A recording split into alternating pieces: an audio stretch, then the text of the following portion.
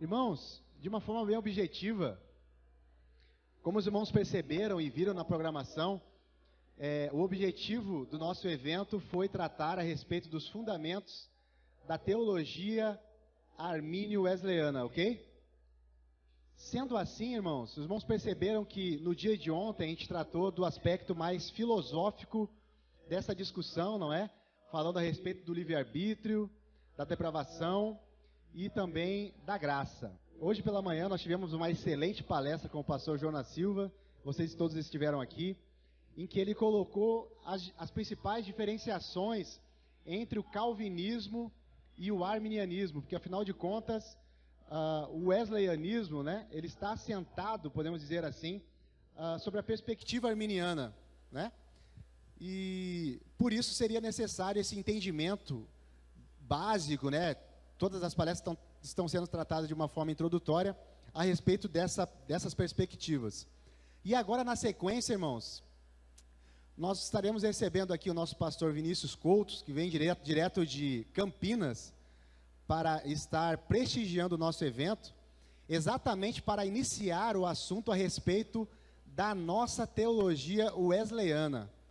Ou seja, ele vai falar das riquezas da nossa tradição, da nossa história, das riquezas dos aspectos e dos desdobramentos wesleyanos.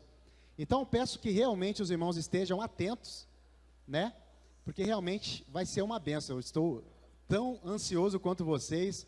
Eu já acompanho o trabalho do pastor Vinícius Couto há um tempo já, leio seus artigos. Como é o mesmo nome da revista que o senhor...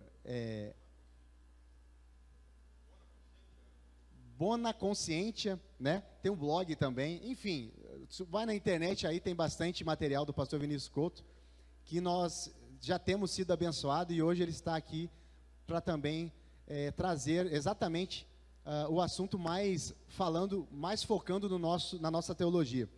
Amém, irmãos?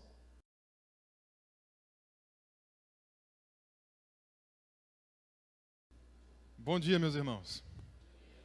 A paz e a graça a todos. É um grande prazer estar aqui com vocês, participando desse evento. É realmente uma alegria muito grande poder conhecer um pouco mais, né, desse povo lindo que faz parte do corpo de Cristo. Estou muito satisfeito também com a hospitalidade do pastor Marcos e da amizade, né, que a gente também construiu aí com o irmão Ezequiel e outras pessoas que a gente teve contato ao longo dessa programação. E é realmente uma alegria tremenda poder estar aqui com vocês, conhecendo pessoalmente ontem o pastor Arthur, conhecendo hoje pessoalmente o pastor Jonas também. Então é realmente uma grande alegria estar com vocês. Enquanto o pessoal termina ali de ajustar o computador, eu queria aproveitar aqui rapidinho para divulgar dois trabalhos que são importantes, pertinentes para a gente.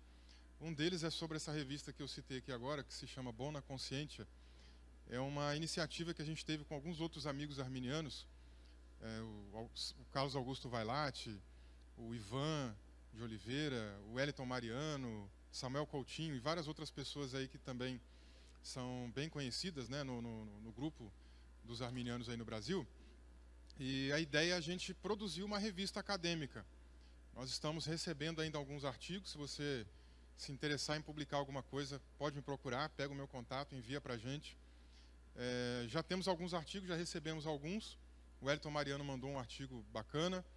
Recebemos um do Dr. Thomas Noble, lá da Faculdade Nazarena de Manchester, na Inglaterra, falando sobre a brevidade da teologia arminiana, né? A brevidade do interesse pela teologia arminiana. E nesse artigo dele é interessante, porque ele comenta numa perspectiva lá da Europa e dos Estados Unidos. Então ele vem montando ali todos os principais livros, né, que têm sido publicados, artigos, monografias, dissertações, que foram publicadas ao longo dos últimos anos. E ele chega à constatação de que a teologia arminiana é recente, esse interesse por lá. Algo em torno de 50 anos. Mas no Brasil a gente está muito mais atrasado. No Brasil, o real interesse pelo pensamento arminiano é ainda mais recente, né? Tem chegado aí em torno de 5 anos. E obviamente, pelo fato de ser recente, de nós termos aí em torno de 5 anos com as principais publicações, a gente ainda precisa trabalhar muito nesse assunto que tem sido discutido aqui dos fundamentos da nossa teologia. Às vezes a gente vai em alguns locais e as pessoas, elas se dizem arminianas, mas na prática, quando você vai conversar, quando você vai vendo realmente o que a pessoa acredita, como ela pensa, como ela prega, aí você consegue detectar que, na verdade, ela não é muito bem arminiana, ela é mais semi-pelagiana, que é a teologia mais popular no Brasil, né? A gente vai poder entender um pouquinho melhor o que seria semi-pelagianismo, pelagianismo, arminianismo, né? Nós vamos conseguir falar aqui nessa manhã. Temos também um outro artigo que recebemos do Dr. John Wagner, que é um dos editores lá daquele livro Graça para Todos, que foi publicado pela editora Reflexão. Temos uma resenha que o pastor Tiago Titilo também enviou para a gente. E se alguém aqui se interessar, quiser mandar algum material, fique à vontade, manda aí para a gente, vai ser bastante bacana. Esse é um primeiro aviso, uma primeira divulgação que eu queria fazer. E uma segunda, aproveitando aqui também o ensejo, depois do intervalo eu posso até apresentar melhor, né, mostrar o corpo docente, mostrar a grade de matérias, né, com um pouco mais de calma, mas nós estamos lançando um curso de especialização, é um curso livre. Estamos até em discussão com o pastor Arthur, de repente hoje à tarde ou amanhã a gente acaba de finalizar isso daí, para tentar fazer uma parceria e conseguir reconhecer esse curso. Porque a Faculdade Nazarena lá em Campinas, onde eu leciono, nós temos o credenciamento do MEC apenas para cursos presenciais. Então, se nós fôssemos oferecer a pós-graduação pela faculdade, a pós-graduação também teria que ser presencial. E aí a gente tem uma dificuldade de levar pessoas para lá, né? Ficaria difícil, por causa da carga horária e tudo mais. Então a gente conseguiu lançar o curso pelo seminário, que eu também leciono por lá, o Seminário Teológico Nazareno do Brasil, e vai ser um curso muito bom. Nós vamos ter aí 1 ano de duração, 400 horas de carga horária, um corpo docente excelente, né? Só para a gente ter noção, o Vailate vai estar participando com a gente como um dos professores, o Mariano vai ser um dos professores, o Titilo vai ser outro professor. E aí depois eu trago aqui o corpo docente com calma para vocês conhecerem, né, os professores, para eu explicar quem são. A maneira como as matérias estão distribuídas também são excelentes. Nós colocamos ali todas as disciplinas para trabalhar nos 4 eixos da teologia, né, a teologia histórica, bíblica, exegética, né, sistemática e prática, são os 4 eixos que nós vamos trabalhar. Então, na parte histórica, a gente vai ter a oportunidade de conhecer um pouco mais sobre o pensamento patrístico, como é que os pais da igreja desenvolveram, né, o pensamento deles sobre soteriologia. Então, um pouco do que o pastor Arthur comentou ontem, né, daquele período pré-agostiniano, a gente percebe que ainda não existia, nem muito bem ainda, uma ideia de depravação total. O pessoal ainda era meio confuso no tocante a isso. E a gente vai entendendo o desenrolar, como é que isso foi evoluindo ao decorrer da teologia patrística, né? Vamos entender um pouco melhor sobre o pensamento de Agostinho. O pastor Tiago Titilo tem até um livro sobre a teologia de Agostinho, né? Então vai ser interessante, ele vai lecionar essa matéria. Vamos conhecer melhor também um pouco da biografia de Wesley, da biografia de Jacó Armínio. Porque quando nós entendemos a biografia desses homens, o pano de fundo histórico, cultural, filosófico, religioso, fica mais fácil entender o pensamento teológico deles. Então, isso também vai fazer parte do eixo histórico. Depois, a gente começa a entrar na parte sistemática, junto com a parte bíblica e exegética, né? Então, a gente vai trabalhar os fundamentos da teologia, né, aqueles 5 pontinhos da teologia arminiana. Vamos explicar ali, detalhe por detalhe, dos textos bíblicos que nós usamos para poder defender esses axiomas, esses pontos. E aí, as matérias seguintes agora, elas já entram no contexto da teologia prática. Como é que nós podemos pegar essa teologia, que dialoga muito com a filosofia, que tem uma tendência de ser muito abstrata, e transformar isso numa coisa transformadora para a sociedade, para a igreja e para o mundo onde nós vivemos. Então, é um desafio grande, porque senão a gente fica só na abstração, só no campo das ideias, e a nossa teologia fica meio infrutífera, né? Então, a proposta é mostrar que nós temos a oportunidade de trazer uma teologia relevante, né? Inclusive, amanhã de manhã eu vou poder falar aqui sobre cosmovisão, e a gente já vai começar a ter uma ideia, né, de como a nossa teologia é muito mais abrangente e mais prática do que nós imaginamos. Então, essa é a proposta. A mensalidade do curso vai ser R$180. Uma outra vantagem, outras 2 vantagens, na verdade, né? Nós vamos ter o curso funcionando. Sim.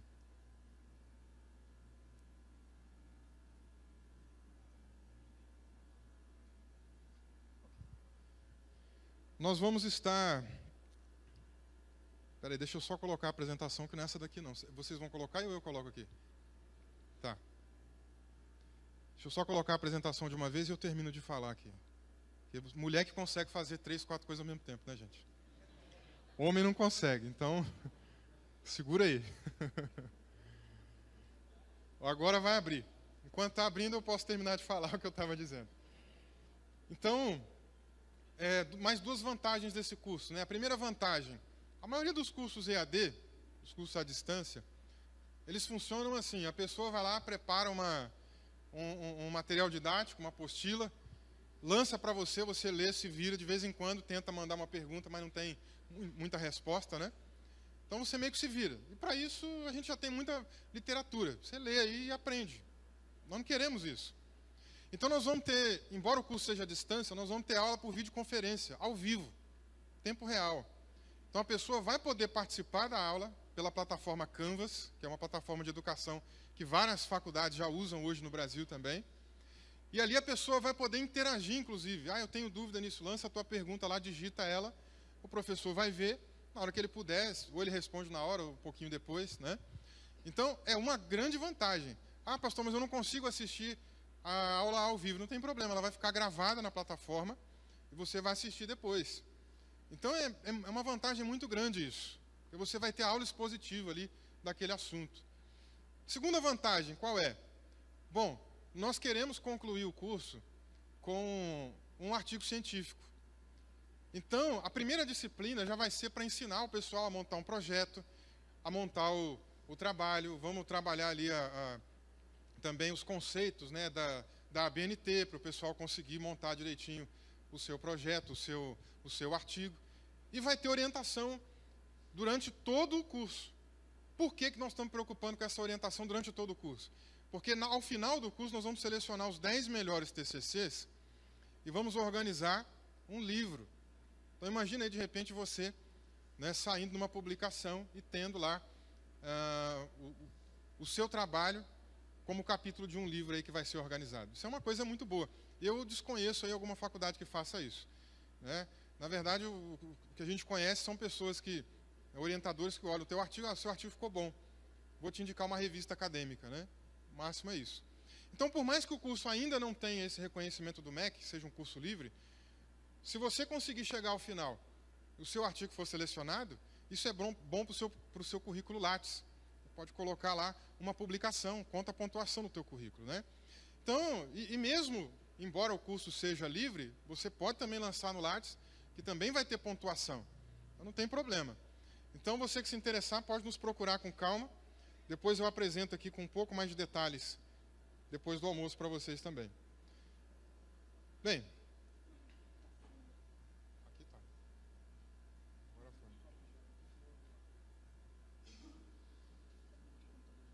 Abrir. Tem que abrir lá? Pode abrir, então. É o Fundamentos da Teologia... tá. Entendi.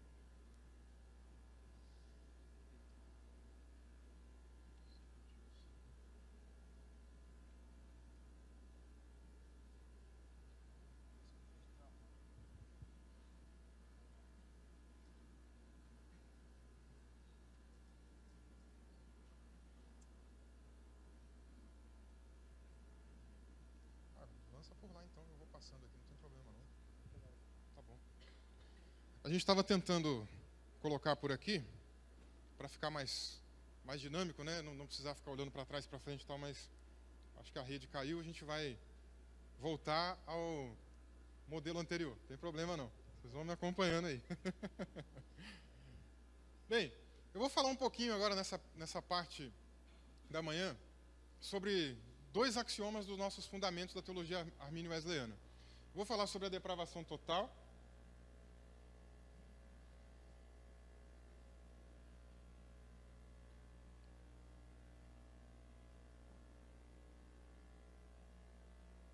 Agora vai.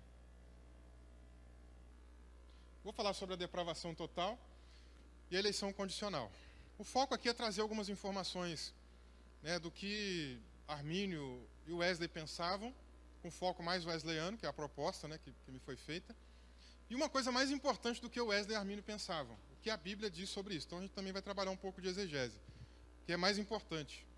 Ontem, por exemplo, numa pergunta aqui que fizeram à noite, perguntaram como o arminianismo interpreta Romanos 9, lá um determinado versículo. Né? Eu até comentei, não tem uma interpretação arminiana, né? Ali é uma interpretação bíblica mesmo. A gente não pode ficar dependente, né, de um pensador para poder fazer a interpretação. Nós precisamos fazer exegese. E isso é tão importante que nós temos até calvinistas que entendem que o Romanos 9 não está falando de eleição individual, de redenção particular. Também entendem que ali é eleição corporativa, que a gente vai ver aqui no decorrer da nossa apresentação. Então nós temos, quem tem aí a Bíblia Shedd, que foi, né, os comentários lá do saudoso Russell Shedd, ele no capítulo 9 comenta ali de uma eleição corporativa, por exemplo, né? Então nós temos vários outros calvinistas que também defendem essa perspectiva, que entendem. Porque a importância é fazer a exegese do texto. Então é algo também que nós vamos trabalhar aqui.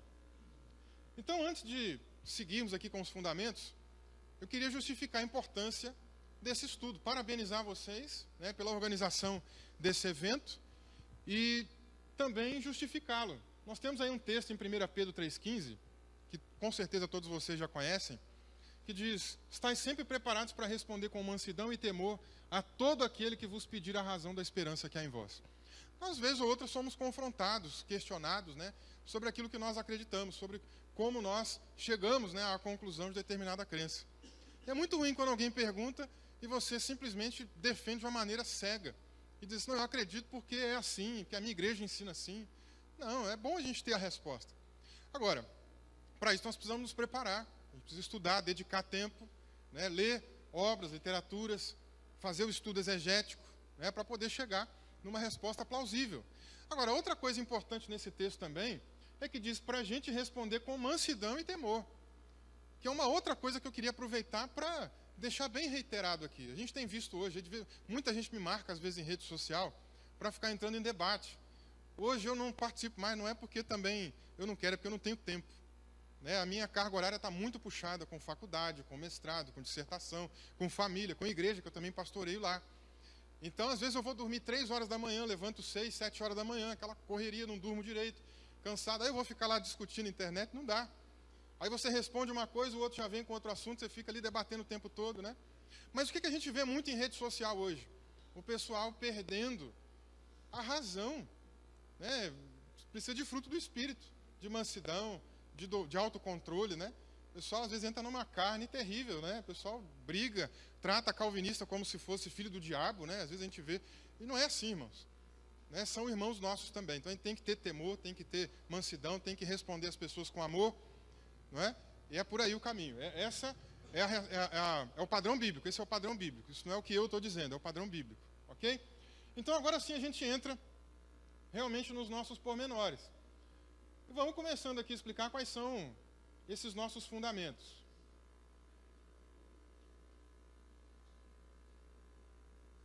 Será que travou?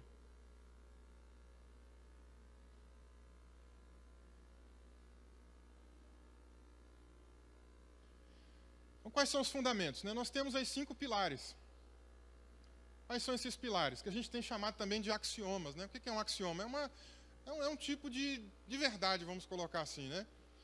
Mas nós não queremos colocar isso como uma verdade absoluta, embora nós tenhamos aqui a crença de que esses axiomas se aproximam mais das Escrituras. Então, nós temos esses 5 pilares. Nós temos a eleição condicional, embora a gente vai começar pela depravação total. Temos a depravação total, a expiação ilimitada, a graça preveniente e a segurança da salvação. Vamos começar aqui então pela depravação. Começando por esse item, por esse pilar, nós vamos então abordar aqui pelo menos 3 assuntos que vão ter uma interface muito grande. E quais são eles?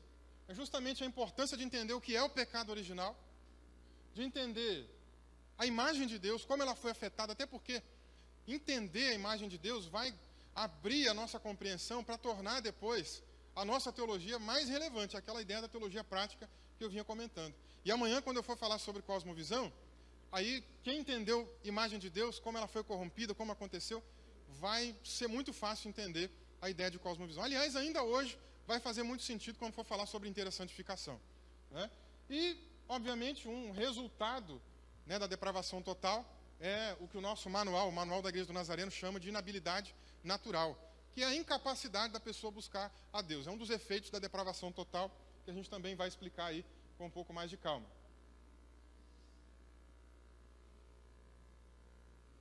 Então vamos lá. Eu queria começar com uma definição de um teólogo nazareno, que é o Orton Wiley, uma definição do que é pecado original. Nós temos aqui a definição dele, que é a seguinte: pecado original é o defeito e a corrupção de todo homem por meio do qual o indivíduo está muito distanciado da retidão original e é, por sua própria natureza, inclinado para o mal, de maneira que a carne sempre tem desejos contrários ao espírito. E, portanto, em cada pessoa nascida neste mundo, ele, o pecado original, merece a ira de Deus e a sua condenação. Então, essa explicação, ela é muito importante, porque isso aqui já aniquila qualquer possibilidade de um dia alguém chegar para você e dizer: vocês são semi-pelagianos, vocês são pelagianos. Pelagianismo já acabou aqui, porque nós temos aqui uma definição de pecado original, já cremos no pecado original. O debate entre Agostinho e Pelágio foi justamente em torno disso. Pelágio defendia que o homem nascia neutro, que não existia pecado original. E Agostinho começou a defender que o ser humano nasce morto espiritualmente. E que isso afetou, mesmo a criancinha, ela nasce morta nos seus delitos e pecados. E aí o que vem a ser então esse pecado original? Vem a ser a corrupção de todo homem. A corrupção integral, corpo, alma e espírito, do ser humano foi afetada pela queda de Adão. E todo homem também no sentido de toda a raça humana.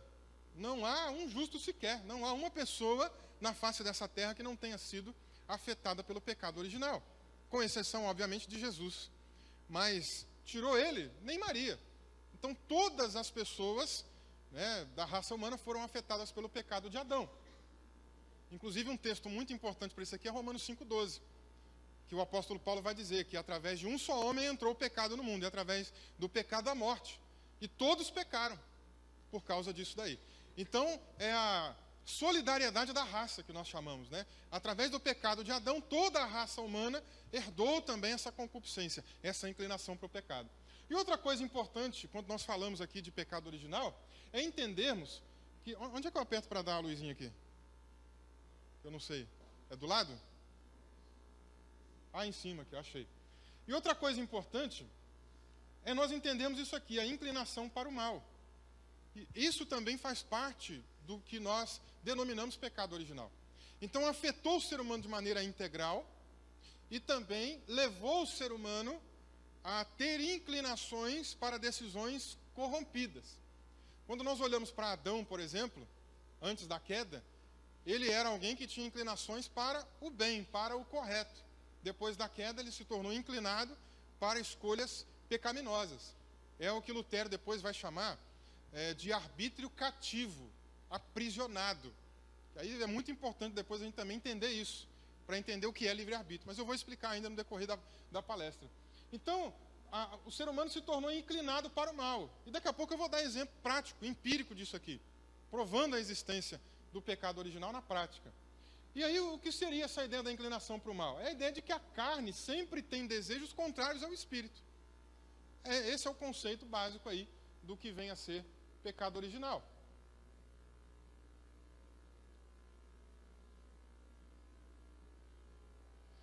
Por que nós chamamos de pecado original?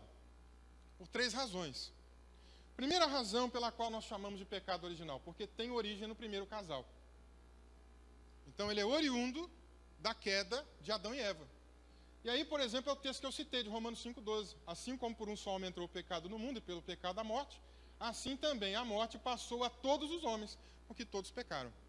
E aqui não tem faixa etária, não está fazendo delimitação, não. Somente aquelas pessoas numa certa fase é que pecaram, não, é todos. Romanos 3,23 também diz a mesma coisa, não faz distinção de faixa etária. Todos pecaram e destituídos estão da glória de Deus. Por que mais nós chamamos de original? Outra razão. Eu acho que deu uma desconfigurada alguma coisa, que eu estou apertando e não vai. Segunda razão. Porque está no homem desde a sua origem. Então, a pessoa nasce com essa inclinação, com essa propensão. Pastor, aquele bebezinho que é inocente entre aspas. Inocente no sentido dela não ter entendimento moral. Ela erra, a gente vai ver daqui a pouco, mas ela é moralmente irresponsável. Ela peca, ela erra sem saber o que está fazendo. É diferente. Mas ela não é inocente no sentido, não tem culpa nenhuma, né? Romanos 3 também, a partir do versículo 10, vai dizer que não há um justo sequer. Então, mesmo aquela criancinha, bebezinho, recém-nascido, também ela está sob a culpa do pecado original. Inclusive, naquele conceito que nós citamos aqui, aquela definição do Orton Wiley, ele fala disso. Se você se lembrar bem comigo aí, ele comenta, né? Que é algo que passou para... Esse efeito da culpa passou para todas as pessoas. E aqui nós temos o salmista dizendo: eis que nasci em iniquidade, e em pecado me concebeu, ou me concedeu minha mãe. Então, desde o nascimento, a pessoa já vem realmente com o pecado original. E a terceira razão é porque o pecado original é a origem dos outros pecados. Então, tudo que nós cometemos de errado vem por causa dessa inclinação, dessa propensão para o mal. Tem uma frase de um calvinista, se eu não me engano é o R.C. Sproul, eu não estou muito lembrado agora, eu até cito essa pergunta dele no livreto Introdução à Teologia Armínea Wesleyana, onde ele pergunta assim: nós somos pecadores porque pecamos ou pecamos porque somos pecadores? Então, isso faz parte do conceito de pecado original. Ok? Então, nesse sentido, Tiago, capítulo 1, versos 14 e 15, explica para a gente sobre por que o pecado original é a origem dos demais pecados. Então, aqui o texto bíblico diz assim: cada um, porém, é tentado quando atraído e engodado pela sua própria concupiscência. Então, cada um tem a sua concupiscência, a sua carnalidade, os seus desejos desenfreados. E essa concupiscência, havendo concebido, dá luz ao pecado, e o pecado, sendo consumado, gera morte. Então, aquela pessoa, por exemplo, tem uma propensão maior, né, para o vício da bebida, o outro tem um vício, tem um problema maior, uma propensão maior, uma inclinação maior para problemas relacionados à sexualidade, outros para o furto, para o roubo e coisas afins. Tudo isso por quê? Por causa dessa concupiscência, dessa carnalidade, do problema do pecado no ser humano desde a sua concepção, desde a sua origem. Então, por isso que nós chamamos pecado original, por essas três razões. E agora, na hora que o slide passar, eu vou mostrar para vocês aqui, empiricamente, como é que nós provamos a questão do pecado original. Já mostrei biblicamente, quero mostrar empiricamente também. Às vezes a gente olha para a criancinha e a gente pensa assim: não, mas aquela criança não tem pecado, aquela criança que foi a ideia do Pelágio. Ele olhava e falava: a pessoa nasce neutra. Ela vai aprender a pecar por socialização. Ela vai aprender a pecar observando o pai, observando a mãe, observando o vizinho, observando as pessoas ao seu redor. Mas a Bíblia, ela ensina o contrário. A pessoa já nasce em pecado, como a gente viu no Salmo 51.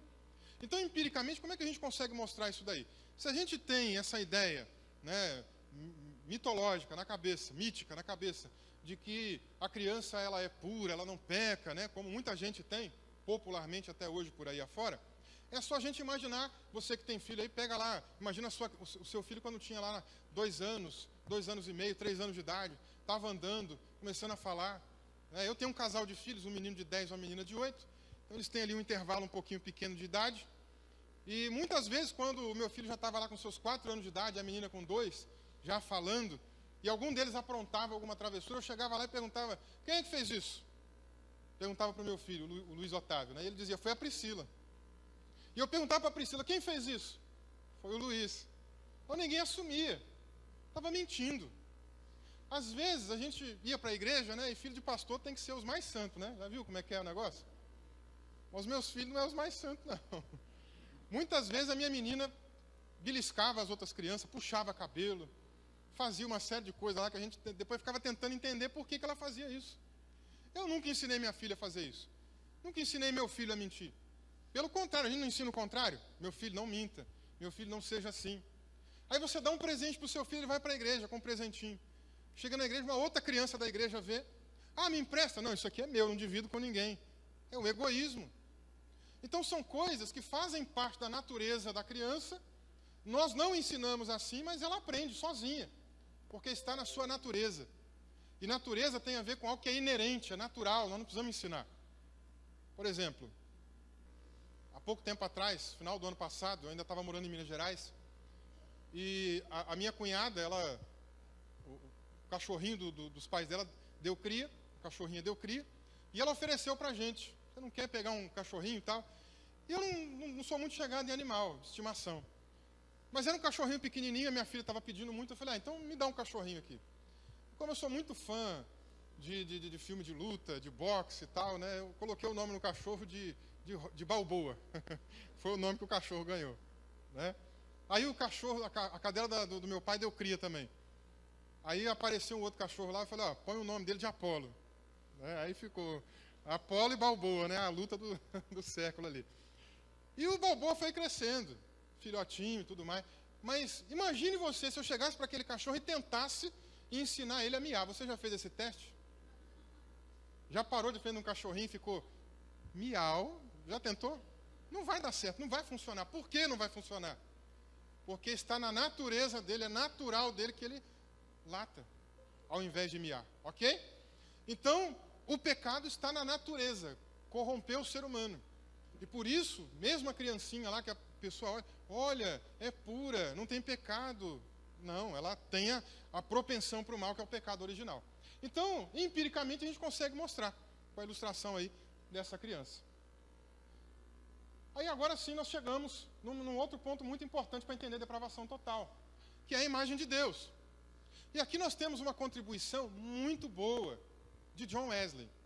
O Wesley entendia a imagem de Deus de uma maneira tripartite. Já vou até mostrar aqui quais são as três partes que ele entendia, né? A imagem natural, imagem política e imagem moral.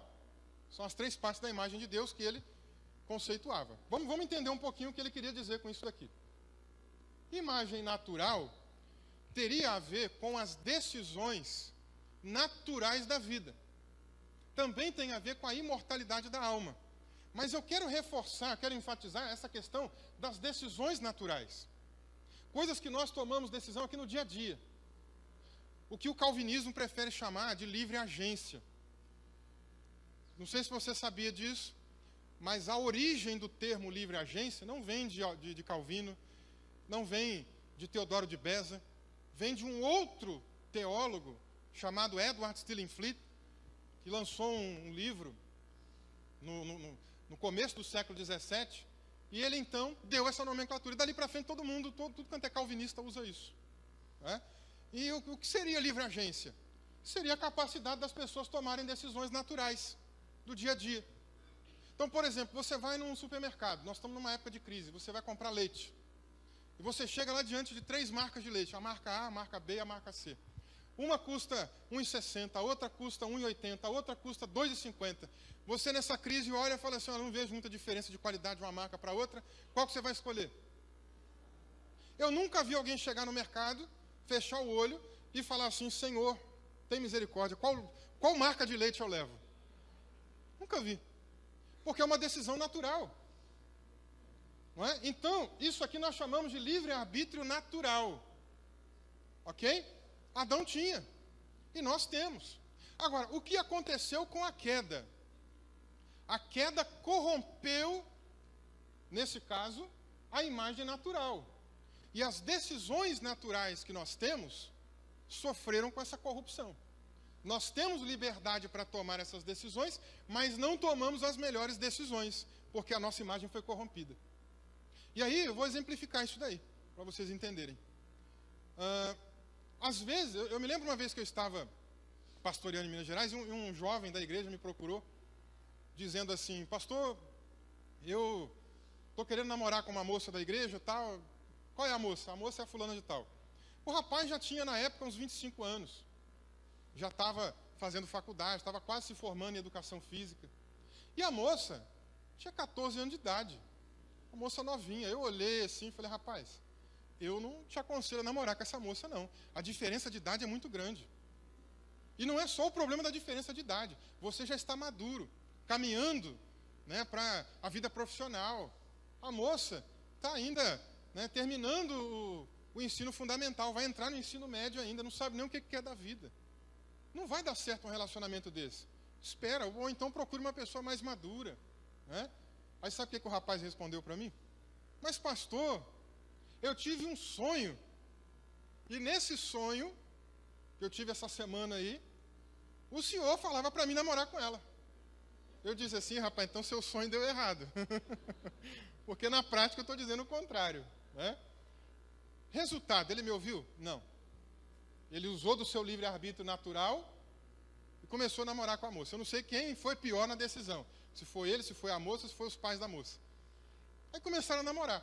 3 meses depois, terminaram, porque ele percebeu que a moça era muito imatura para ele, que realmente não ia dar certo. Precisou ir lá tomar a decisão errada para ver que o negócio não ia funcionar, né? Então, esse é um exemplo. Aí, nós temos a imagem política, que eu vou pular e vou deixar para falar dela por último. Imagem moral, o que seria? Não tem a ver exatamente com a forma como nós nos comportamos, com a ética, com a moralidade, com os comportamentos, com santidade. Não é isso aqui que o Wesley tinha em mente quando ele falava de imagem moral. Quando ele dizia sobre imagem moral, ele estava falando sobre a capacidade que o ser humano tinha, Adão, de buscar a Deus. E que foi perdida com a queda. Então, repare o que eu vou dizer aqui, é muito importante você entender isso. O primeiro aspecto da imagem foi corrompido. E o outro, moral, foi perdido. E aí, é isso aqui que nós chamamos de inabilidade natural, ou incapacidade espiritual. Que nós baseamos principalmente nesse texto bíblico aqui, ó. Romanos capítulo 3, dos versículos 10 a 18. Veja o que o texto bíblico diz. Como está escrito, não há um justo, nenhum sequer. Não há quem entenda, não há, preste atenção nisso aqui, não há quem busque a Deus. Todos se extraviaram, juntamente se fizeram inúteis. Não há quem faça o bem, não há um sequer. A sua garganta é um sepulcro aberto, com as suas línguas tratam enganosamente. Peçonha de áspides está debaixo dos seus lábios. A sua boca está cheia de maldição e amargura. Seus pés são ligeiros para derramar sangue. Nos seus caminhos há destruição e miséria. E não conheceram o caminho da paz. Não há temor de Deus diante dos seus olhos. Então esse é o efeito da queda. Fez com que a pessoa não regenerada não consiga sozinha buscar a Deus. Aí lembra do Pelágio que eu disse? O Pelágio ele entendia o quê? O ser humano nasce neutro. Se ele nasce neutro, ele pode, se ele quiser, buscar Deus. E ele pode, se ele quiser, sozinho, dizer assim, eu nunca mais vou pecar. Porque Pelágio era um monge que trabalhava muito conceitos morais. Ele era muito austero nesse sentido. Então ele dizia, se a pessoa decidir que hoje não vou mais pecar, ela podia, sozinha, sem auxílio nenhum da graça de Deus, ficar sem pecar, sem errar. Podia até escolher Deus, podia ser salvo por conta própria. Aí nesse debate entre Agostinho e Pelágio, um dizendo que o ser humano nasce neutro, o outro dizendo que o ser humano nasce morto, aparece uma outra pessoa chamada João Cassiano, e o João Cassiano tentou encontrar uma posição intermediária, dialética.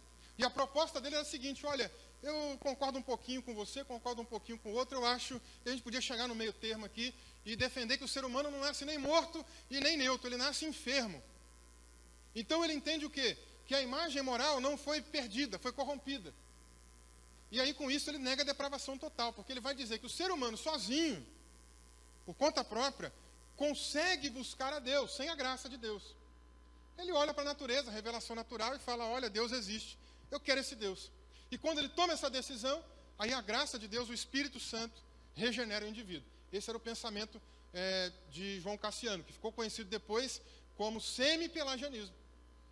Então, a revelação natural, através da história, da ciência, da natureza, poderia levar o ser humano a se autossalvar, né, a entender e Deus completar as coisas. É o que a gente costuma ilustrar da seguinte forma, no pensamento semi-pelagiano. O homem dá o primeiro passo e Deus faz o resto. Então ele negou a depravação total. E é o pensamento que nós temos em maior popularidade pelo Brasil afora. Por isso que eu disse que a maioria das pessoas são semi-pelagianas. Elas não negam o pecado original, mas elas entendem que a imagem moral não foi perdida, foi corrompida.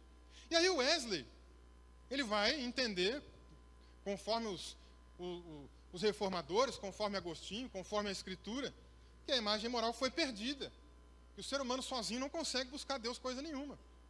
Que a pessoa precisa da graça de Deus, essa é a solução para a depravação total. A pessoa precisa que a graça de Deus o alcance, que ela tenha a iniciativa. E daí, por isso que nós chamamos de graça preveniente. Porque preveniente são duas palavras latinas, pré de algo que antecede, que toma, né, é antecipado, anterior, e venir, do verbo latino, que significa vir. Então é a graça que vem antes, é a graça que toma a iniciativa. Essa é a proposta de Wesley com graça preveniente. E é o que Jacó Arminio também vai falar nas suas obras. Ok? Então, voltando lá, naquela figura da imagem, né? Aqui deu para entender. Livre-arbítrio natural existe, mas foi corrompido. Livre-arbítrio espiritual, que é a imagem moral. Livre-arbítrio espiritual foi perdido. É aqui que nós temos que entender. Livre-arbítrio espiritual perdeu-se. Livre-arbítrio natural continua, mas corrompido. E aí, inclusive, uma coisa muito importante de se dizer aqui, Wesley chegou ao ponto de declarar que quem negasse a doutrina da depravação total, ele chamava de pagão, para vocês terem noção de quão importante era para ele essa doutrina. E aí, mais adiante, quando a gente começar a falar de interessantificação e de cosmovisão, vocês vão conseguir entender comigo quão importante é essa doutrina. Até por causa dessas teologias sociais que existem hoje. A teologia da libertação, a teologia da missão integral. E a gente vai conseguir entender por que o pensamento wesleyano ele tem mais relevância e ele é mais ortodoxo em relação a essa visão prática. Aí não vou deixar para depois. Agora ficou faltando então falar da imagem política. Imagem política, graças a Deus, não tem nada a ver com Dilma, tem nada a ver com Lula, tem gente até arrepiou aí, só de falar esse nome, né? Tem nada a ver com isso. Imagem política é uma imagem relacional, envolve relacionamentos. E o Wesley reconhece, então, que o ser humano tinha capacidade lá, em Adão, né, o primeiro casal, tinha capacidade de se relacionar em 4 níveis. Quais são esses 4 níveis? Primeiro, com Deus. Está na Bíblia. Deus criou o homem e todo dia, na viração do dia, com quem que Adão conversava? Adão conversava com Deus. Segundo nível de relacionamento que Adão tinha. Lá em Gênesis 1:26 diz assim: façamos o homem à nossa imagem, conforme a nossa semelhança. Domine ele sobre os peixes do mar, as aves do céu, e assim por diante. Então, qual é o segundo nível de relacionamento? Natureza. Domine ele sobre os peixes, as aves, né? Terceiro nível de relacionamento, consigo próprio. Não há um texto claro, mas por inferência nós conseguimos entender que enquanto Adão estava lá pelo jardim, observando lá os animais, todo mundo em casais, né? Leão, leoa, elefante, elefoa, tigre, tigresa e assim por diante. Adão está só. Não é? Como é que Adão deve ter se sentido ali naquele momento, estando só? A autoestima dele começou a não ficar muito boa. E o que Deus fez então? Cria uma companheira, uma ajudadora. Então, o fato de Adão não se sentir bem, autoestima, relacionamento consigo próprio. E o fato de ter criado a ajudadora, relacionamento com o próximo. Então, esses são os 4 níveis de relacionamento. Com Deus, com a natureza, consigo próprio e com o próximo. Ficou claro?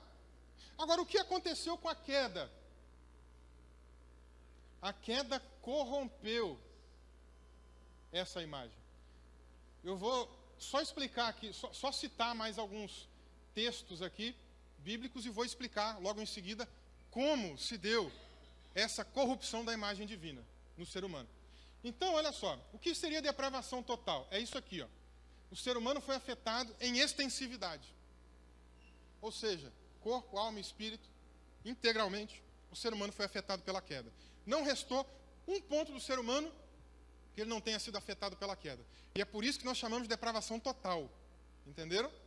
Por isso. Porque Deus, ou melhor, porque o ser humano foi afetado integralmente, na sua totalidade. Corpo, alma e espírito foram afetados pela queda de Adão. E é por isso também que a santificação é integral. A salvação, a salvação é inteira santificação. Lá em 1 Tessalonicenses capítulo 5, o apóstolo Paulo chega a dizer que o nosso corpo, alma e espírito precisam se manter irrepreensíveis para a vinda de Cristo. Então a santidade também é integral. A gente vai falar sobre isso aí mais adiante. Agora, existe uma diferença aqui muito grande. O ser humano foi afetado, então, em extensividade, mas não em intensividade. O que significa isso? Ele não é tão mau como ele poderia ser. Aí tem aquela coisa, né, do calvinista dizer, mas o ser humano está morto nos seus delitos e pecados. Sim, e nós não negamos isso. Seria negar a Bíblia, seria tolice, loucura, né? Daqui a pouco eu vou citar outros textos que falam sobre essa questão do estado de morte espiritual do ser humano. Mas a palavra morto nos delitos e pecados, a palavra morto no grego, necros, ela é usada como uma metáfora, não como alguém que não pode fazer nada, ou que não pode fazer nenhum bem, ou que não possa fazer absolutamente nada. Porque senão, irmãos, aí realmente nós não faríamos absolutamente nada, nem pensar, nem estar aqui, nem coisa alguma. Porque se o morto não pode tomar decisão, o morto também não pode pecar, o morto não pode fazer absolutamente nada. Então é uma figura de linguagem, é uma metáfora que Paulo usa para falar sobre essa condição. E qual é a prova disso? A prova disso está em Romanos 6, quando o apóstolo Paulo também vai falar sobre santificação. E ele vai chegar no versículo, e no capítulo 6, que ele vai dizer que nós temos que nos considerar mortos para o pecado. E a palavra morto ali é a mesma, necros. E aí, se nós partirmos do pressuposto de que o morto é literal, morto mesmo, não pode fazer nada, então, peraí, existe a ideia de uma perfeição absoluta. Porque se eu tenho que estar morto para o pecado, eu não posso mais pecar. Tem que ser impecabilidade. Né? Então, aqui a gente já mata essa charada, já resolve esse problema. E aí, entendendo isso, que o ser humano não é tão mau quanto poderia ser, não foi afetado em intensividade, nós temos aqui o texto bíblico de Jesus, em Mateus 7,11, quando ele diz assim, ó, se vós, pois, sendo maus, então Jesus aqui está reconhecendo, está declarando a natureza pecaminosa e corrompida do ser humano. O ser humano é o que ele diz aqui? Mau. Isso aqui é a depravação total. Vocês são maus, estão corruptos, corrompidos. O pecado afetou vocês. Mas se vocês, sendo maus, o que vocês sabem fazer? Vocês sabem dar boas coisas aos seus filhos. Vocês sabem presentear bem os seus filhos. Vocês sabem se preocupar com os seus filhos. Então, o ser humano não é tão mau quanto poderia ser. Ok?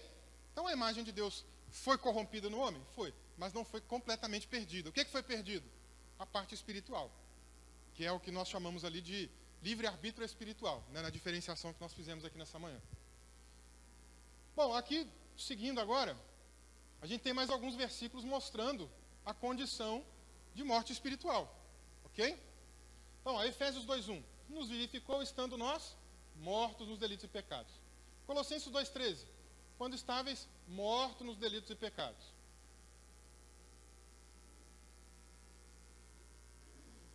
Então, são alguns textos ali. E aqui é uma amostra do que aconteceu com a imagem de Deus.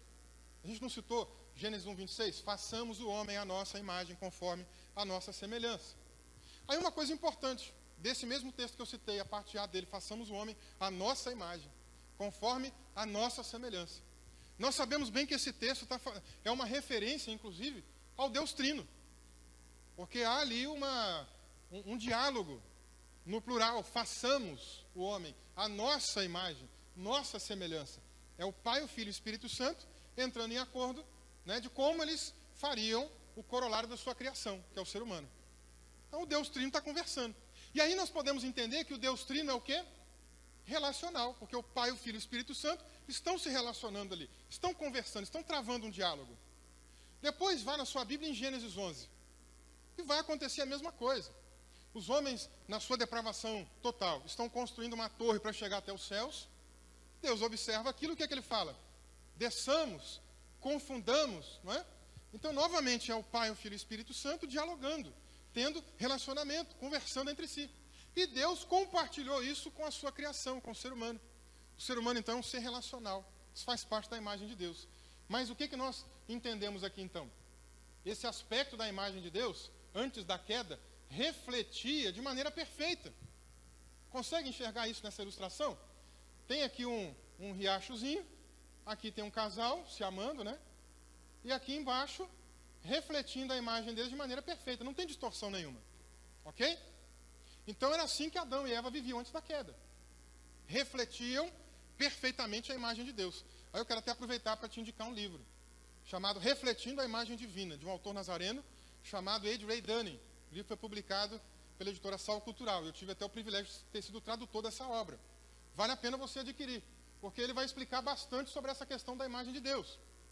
Agora, o que vai acontecer depois da queda? Imagina esse mesmo riacho, esse mesmo casal, e você joga uma pedrinha naquele riacho. O que vai acontecer com a água? Vai ficar turva e a imagem vai se distorcer.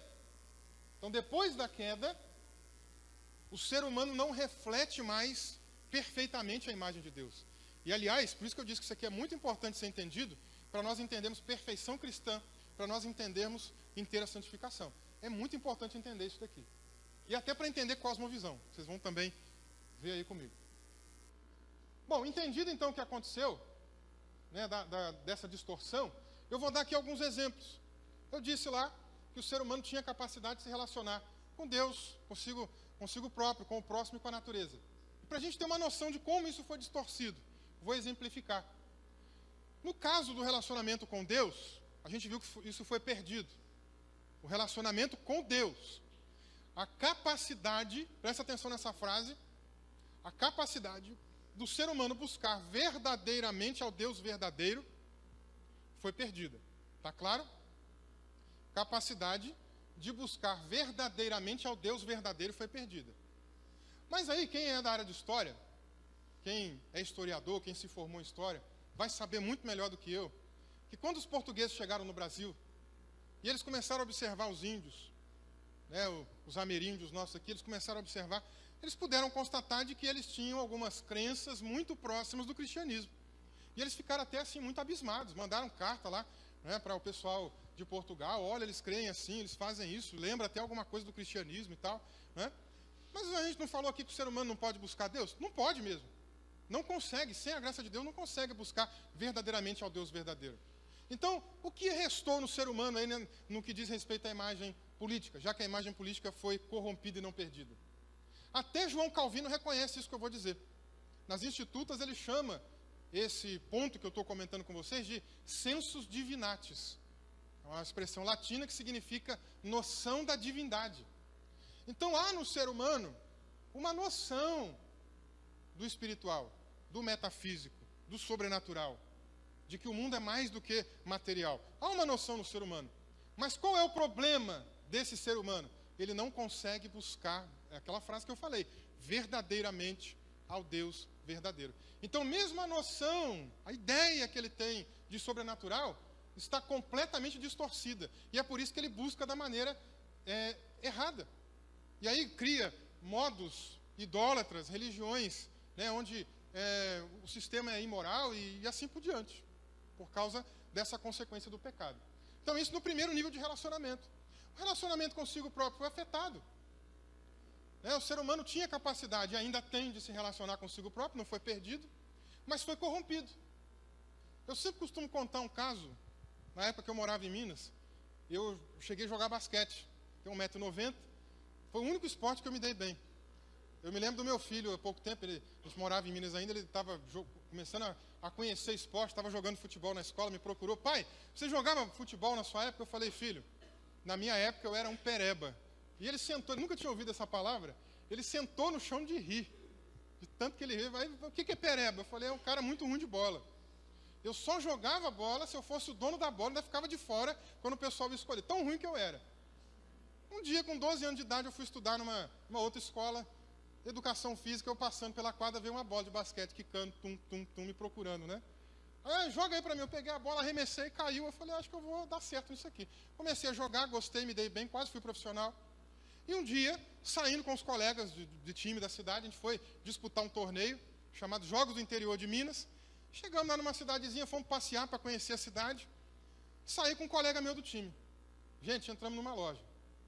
Quando nós entramos na loja, a vendedora ficou lá no fundo, com um caderninho na mão, olhando para a gente olhando os tênis da vitrine, e ela com o caderninho na mão, olhando, e não vinha atender. Aí o rapaz estava comigo, foi ficando irritado, esperou 1 minuto, 2 minutos, 3 minutos, 4 minutos, ele não aguentou mais, saiu cuspindo marimbondo, de tanta raiva que ele ficou. E aí, quando chegou lá fora, eu falei, o que foi, o que aconteceu? Não vem me atender porque eu sou negro. Aí eu olhei para ele e falei, rapaz, gente, a minha esposa é negra, viu? Só para constar aqui que não tem nada de preconceito, para não ficar aquele mal, que hoje em dia está um tal de, né, das pessoas entenderem errado o que a gente fala, né? Mas naquele momento, então, eu falei, não, eu até sei que existe racismo no Brasil, mas não deve ter sido por isso, não. Aí, para amenizar o negócio, esquece isso aí, vamos entrar na loja do lado. Aí entramos na loja do lado.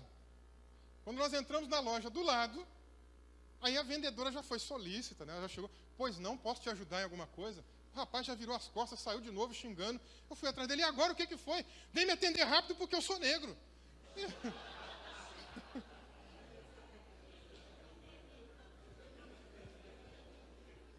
Eu olhei para ele, falei, cara, decide. Mas era um problema de autoestima. Era um problema de relacionamento consigo próprio. É um problema de trauma, de infância, de criação, social, né? Que ele precisava de uma libertação nesse ponto. Quando eu falo libertação, não é só de questão espiritual, não. É libertação até psicológica mesmo, né? Enfim, aqui a gente vê como é que o relacionamento consigo próprio foi corrompido pela queda. Eu lembro de um rapaz que era vizinho da minha mãe, e ele foi criado numa família muito pobre, né? O pai, uma família muito desestruturada, e o pai nunca deu, né, muito incentivo, não tinha condição também de pagar uma boa escola, de ter uma boa educação. Então ele sempre cresceu ouvindo, você não vai ser nada, você não vai ser ninguém. Foram as frases que ele sempre ouviu na vida. E como ele era vizinho da minha mãe, eu conhecia ele bem, nós crescemos no mesmo bairro, próximo, né, quase que uma rua depois da minha. Um dia a gente começou a trabalhar junto numa fábrica de cimento lá da cidade. E eu cheguei para ele, eu fui dar uma volta na área, encontrei com ele trabalhava na operação, trabalhava na parte administrativa, encontrei com ele e falei, e aí, fulano, tudo bem, como é que você está? Você não tem vontade de estudar? Ele tem. Eu falei, e aí, o que você tem vontade de fazer? Eu tenho vontade de estudar engenharia mecatrônica. Quando ele falou isso, ele já disse assim, engenharia mecatrônica, que virou o rosto, pensando que eu já ia debochar dele, porque é o que todo mundo fazia com ele. Ele falava alguma coisa e o povo debochava. Só que quando ele disse isso, não foi isso que eu fiz com ele. Eu falei, rapaz, que legal, faça esse curso, corre atrás. Quem sabe daqui a pouco você não vai estar trabalhando ali e tal. Ele ficou tão empolgado que ele olhou para mim, com um sorriso tão grande, e falou, do jeito que você falou agora, deu vontade até de eu fazer. Então a gente percebe como é que as pessoas estão realmente com problemas, né, de se relacionarem consigo próprias. E nós encontramos muita gente assim na igreja, gente que está salva, que foi regenerada, que foi transformada, mas que nós precisamos dar assessoria, acompanhamento. Precisamos acompanhar essas pessoas e ajudá-las a saírem desse estado. Então o relacionamento consigo próprio foi afetado. O relacionamento com o próximo foi tão afetado quanto. Foi corrompido. E aí envolve justiça social, amor ao próximo e por aí vai. Como uma certa vez que eu estava viajando a trabalho na região metropolitana de Belo Horizonte, uma cidade chamada Lagoa Santa, e sempre que eu viajava assim, eu gostava de procurar uma igreja próximo, né? Então naquela época não tinha ainda internet do jeito que é hoje, nem todo mundo tinha tanta acessibilidade à internet como é hoje. E eu fui lá na lista telefônica, procurei uma igreja próxima, descobri que a uma quadra tinha uma igreja batista da Convenção Nacional. Eu falei, eu vou lá visitar. Fui lá, participei do culto, conheci os irmãos, fiz amizade. Até hoje tenho grande amizade com o casal que estava lá naquele dia, que era o líder de jovens daquela igreja, né? Estava tendo culto de jovens. De vez em quando eu ia lá pregar, fizemos muita amizade. Mas quando o culto acabou, eu fui embora, dava para ir a pé, 7 minutinhos, não é o ali de Mineiro não, dava para ir perto, era perto mesmo. E quando eu fui voltando para o hotel, gente, era na avenida principal assim da cidade, tinha um semáforo e tinha um jovem pedindo esmola. Então, o semáforo fechava, ele ia se aproximando dos carros tentando pedir alguma coisa. E, claro, nosso sistema de segurança é terrível. Então, por medo, muita gente fecha o vidro na cara da pessoa, não quer nem saber quem é, o que quer, o que veio fazer, né? Não dá para confiar nas pessoas. E aí, naquele momento, então, ele recebendo vidro fechado na cara, ele acenou para mim de longe, eu estava passando do outro lado da rua, e me perguntou assim, será que você não podia me dar alguma coisa para comer? Eu estou o dia inteiro sem comer nada, eu só comi ontem e tal, estou com fome. Eu olhei para ele e falei, claro, vamos comer comigo ali na padaria aqui do lado. Aí entramos na padaria. Quando eu entrei na padaria, todo mundo ficou olhando para mim como se eu estivesse fazendo a coisa errada. Né? Aqueles olhares assim de pessoas assustadas. Aí beleza, entramos, eu falei, escolhe o que você quiser. E ele então, olhando para o que tinha, ele meio envergonhado, tímido, não, o que você escolheu, como? Eu falei, não, pode ficar à vontade, escolhe. Não, o que você quiser. E ali então, eu falei, então tá bom, vou escolher. Aí peguei a mesma coisa para mim e para ele, falei, vamos sentar ali para conversar. Sentamos, começamos a conversar. E eu reparei que era um rapaz jovem e perguntei, qual a sua idade? Ele falou, 17 anos. Como é que você veio parar nessa vida, rapaz? E ele, todo maltrapilho, cheirando mal, ele começou a me contar um pouco da vida dele.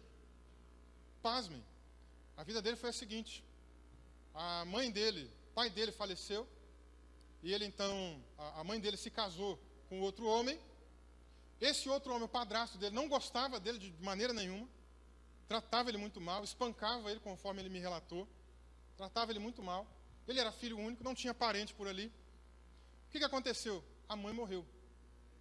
E o padrasto, chutou ele para fora de casa. E o rapaz não tinha para onde ir, não tinha emprego, não tinha nada, foi para a rua. E às vezes, nós olhamos para a pessoa nessas condições e a nossa atitude é de julgamento, é de juízo, isso aí. Desculpa a expressão, não sei se aqui é palavrão, lá onde eu moro não é. Mas, às vezes a gente olha e fala assim, isso aí é um vagabundo, não quer trabalhar, não quer fazer nada, né?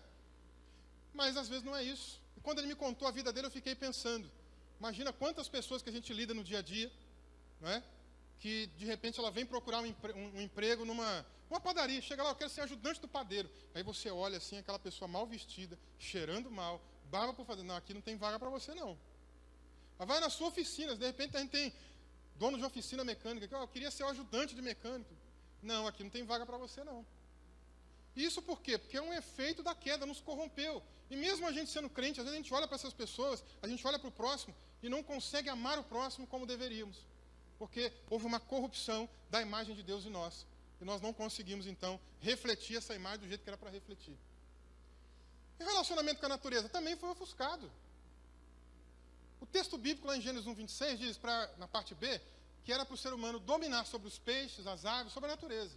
Mas a palavra dominar, no hebraico, inclusive, se você tiver curiosidade, tem um artigo meu sobre isso, chamado Oikonomia TU, Apontamentos para uma Ecoliturgia a partir da teologia de John Wesley. Está na revista Integratio da Faculdade Nazareno do Brasil, lá de Campinas. Você pode digitar no Google, você vai encontrar. E lá eu explico com mais detalhes, faço exegese dos textos. Mas a palavra dominar no hebraico não significa igual a gente pensa hoje. Dominar para a gente hoje no português é o quê? Oprimir, é você estar por cima, é você mandar, né? Essa é a ideia. Mas aí fazendo comparação com outros textos e o estudo etimológico, sintáxico do texto, aí você vai para outras passagens, como por exemplo uma lei levítica, de que quando um hebreu estivesse passando por problemas financeiros e ficasse endividado e não conseguisse pagar suas dívidas, ele poderia então vender o seu filho ou vender a si mesmo como escravo. E aquele outro hebreu iria tomá-lo, iria dominá-lo como escravo, mas como irmão. Então, o sentido de dominar ali, quem é da área de administração de empresa e tal, vai entender o que eu vou dizer. O sentido de dominar ali é de um relacionamento ganha-ganha, onde os dois saem ganhando. Tanto que Deus estabeleceu leis para favorecer até a natureza. O descanso da terra, de 7 em 7 anos, de 50 em 50 anos. Né? Até justiça social, o cara era produtor, era agricultor, né? Aí está lá colhendo, caiu, não pega não, o que caiu é justiça social, ajuda o pobre, ajuda a pessoa. Então tudo isso aí tinha também sentido bíblico. Deus tinha essa preocupação para que o homem ganhasse, se beneficiasse com a natureza, mas também a natureza ganhasse. Agora hoje o que acontece? O que acontece hoje é o ser humano querendo ganhar e a natureza perder. Não importa, a natureza é escrava, é serva dele. Essa é a perspectiva desse mundo pós-capitalista. E aí não confunda o meu discurso com socialismo, com comunismo, porque não tem nada a ver uma coisa com a outra. Não confunda. Mas vou trazer alguns exemplos só para a gente ter uma noção de como esse relacionamento foi corrompido. Por exemplo, vamos só imaginar aqui, reino animal, vegetal e mineral. Na minha experiência pastoral, um dia uma moça da igreja veio me procurar e falou assim, pastor, será que não podia visitar a minha mãe? A mãe dela não era crente. Era uma senhora já de uns 80 e poucos anos. Já estava com mais de 50 anos de casado. E eu falei, claro, eu posso ir lá. Aí marcamos, fui com a minha esposa, Minas Gerais, gente. Visita, não sei se aqui é assim, mas lá é desse jeito. Você senta, bate um papo, toma um café, uma hora e pouco. Depois você vai para a conversa. É assim. Por isso que eu engordei muito. A vida de pastor lá não é fácil. Não é? Fui fazer a visita. Chegamos, sentamos, batemos um bom papo, uma hora e pouca depois. E aí, o que eu posso ajudar vocês? Sabe qual era o problema desse casal? Com mais de 50 anos de casado, eles queriam se divorciar, gente. Aí nós começamos a conversar, damos conselho. Podia ser meu bisavô, meu avô, né? Sei lá. Estava lá aconselhando, dando algumas ideias. O casal resolveu, não vamos separar mais não, obrigado, gostamos muito das suas palavras e tal. Aí a senhorinha, cidade do interior, né? Vem cá para você conhecer a minha horta. Aí me levou no quintal dela, no fundo. Os terrenos lá são bem grandes, compridos, né? Fomos lá no fundo. Vamos conhecer a plantação dela. E ela tinha uma criação de porco.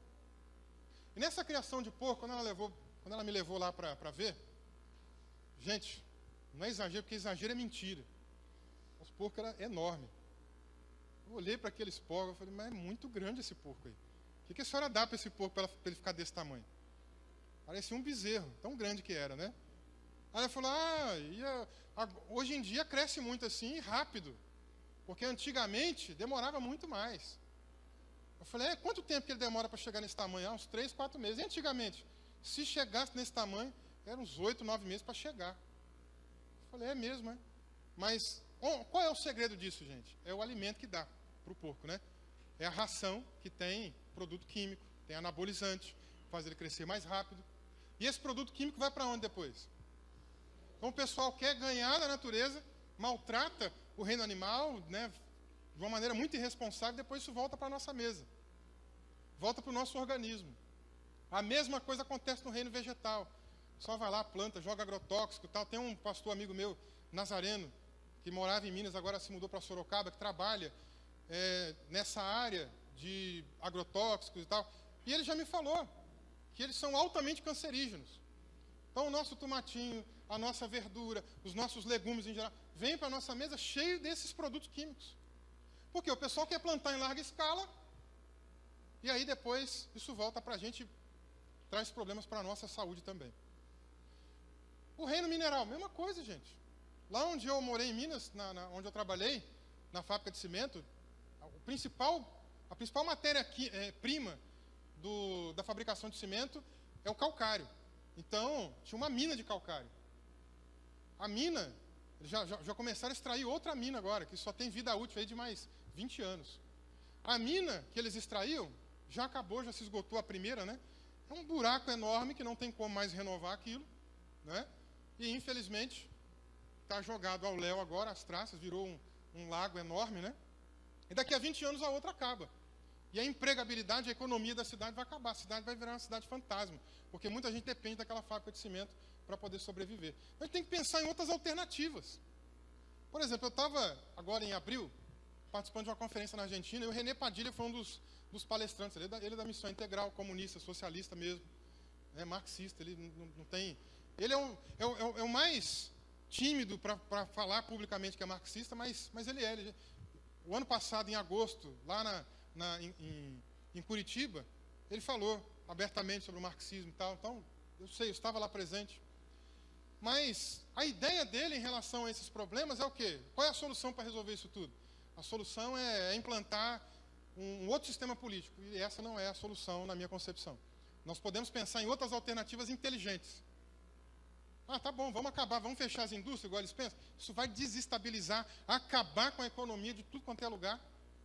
E aí, infelizmente, vai virar um caos a sociedade. Não é do jeito que eles pensam, não é essa fórmula mágica, mudou o sistema político e resolveu tudo, não. Não é assim. Não é mudando estruturas, vamos colocar só crente lá também que vai resolver. Não é assim. Então nós temos outras alternativas, que eu posso depois com calma aqui dar alguns exemplos, né? O meu tempo voou. Eu acho que é melhor parar aqui, né? Porque se eu for falar de eleição agora, que é o próximo ponto, eu não vou falar 10% do que era para falar. Então eu prefiro voltar na próxima apresentação, depois do almoço, e falar sobre eleição e dar uma ideia do restante da mecânica da salvação na teologia armínio wesleyana. E aí vocês não vão sair perdendo, não, fiquem tranquilos. Porque se a gente entende bem depravação total, entender o restante dos axiomas da teologia armínio wesleyana é muito mais fácil. Porque se a gente entende como o ser humano se tornou corrompido, né, qual foi o efeito do pecado na raça humana, entender eleição, graça, expiação e segurança da salvação é muito mais fácil. Tá ok? Então eu vou parar aqui para a gente poder se preparar para o almoço, e depois do almoço, então, na próxima palestra, a gente retoma. Beleza, pessoal? Obrigado. Então, um abraço a todos vocês. Até breve, de novo. Amém, irmãos? Obrigado, pastor Vinícius, por enquanto.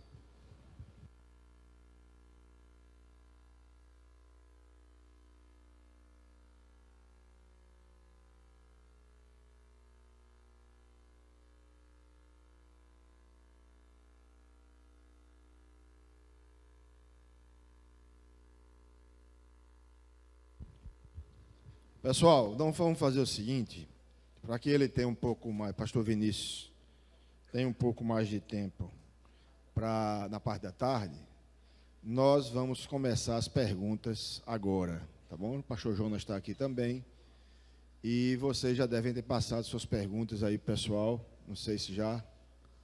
Vamos ter aí uns 30 minutos para a gente fazer essas perguntas, tá bem?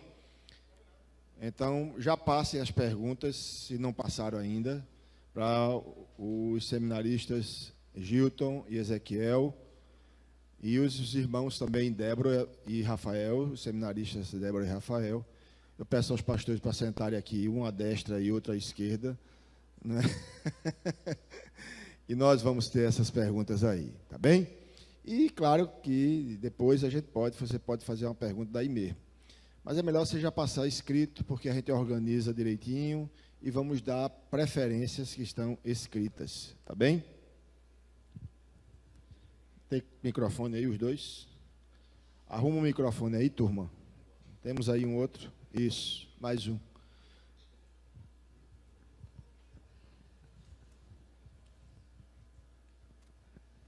Som, tá.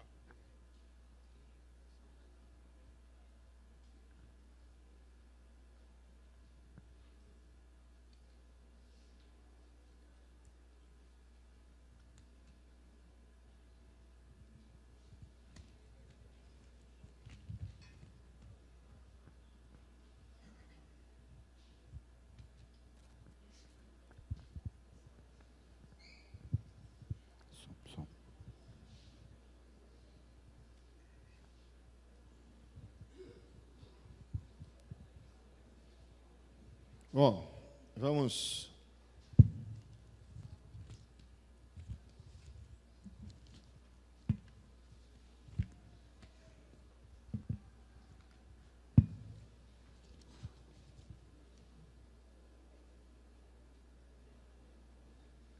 Bom, vamos passar aqui, começar aqui com o pastor Vinícius. Primeira pergunta aqui vem de Petrolina. E ele pergunta, como se dá essa graça preveniente? Ou seja, como ela opera, creio eu.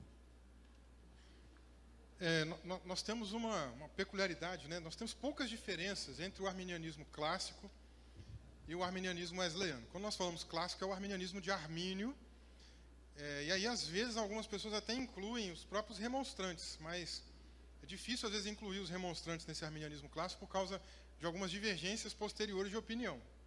Então, o ideal seria a gente se ater a Armínio, tá? E o arminianismo wesleyano, que é um desdobramento, né, do arminianismo, que tem algumas pequenininhas peculiaridades. Então, em relação à proposta do arminianismo clássico, como é que entende a ideia da operação da graça preveniente?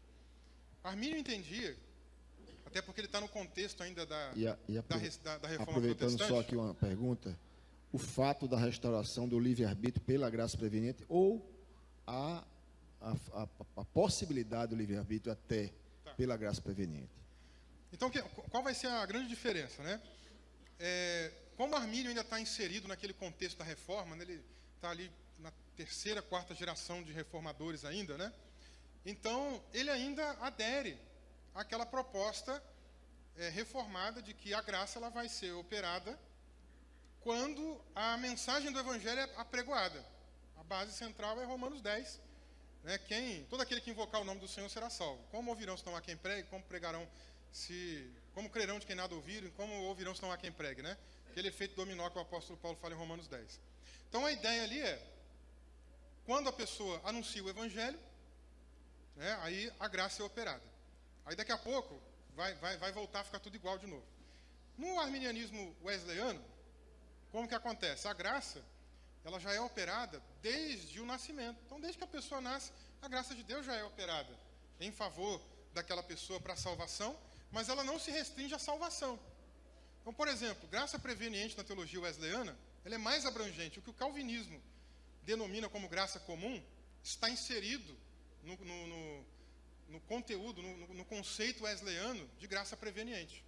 Então, a forma como Deus freia a pecaminosidade, a maldade humana, né, ou o favor que ele faz a crentes e não crentes, está inserido na ideia da graça preveniente também. Então, desde a infância, a graça de Deus ela já vem atuando nas pessoas. E onde esses dois pensamentos se juntam de novo, no que diz respeito à salvação? Da seguinte maneira: como a graça toma a iniciativa, o pecador, então a gente viu aqui que ele não tem condições de buscar a Deus, a graça então vem antes, se aproxima desse pecador, chama esse pecador a arrependimento e liberta o arbítrio que está escravizado, que é o que a gente falou ali do problema do arbítrio espiritual. Ele foi perdido e escravizado para o mal. E o que essa graça faz? Liberta esse arbítrio. E aí nós temos até uma passagem em Atos 16 que mostra isso muito bem. Eu vou falar na próxima palestra ainda, vou dar esse exemplo. Que é quando o apóstolo Paulo está pregando na região de Filipos, e aparece ali então uma mulher chamada Lídia, vendedora de púrpura. E o texto bíblico diz que Deus abria o coração dela para que ela entendesse.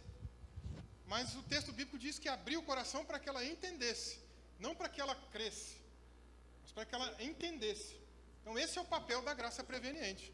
Ele liberta o arbítrio, ilumina o pecador para que ele compreenda a verdade bíblica, e na medida então que esse arbítrio é liberto, a pessoa então toma a decisão se ela quer ou se ela não quer essa graça, que é oferecida livremente.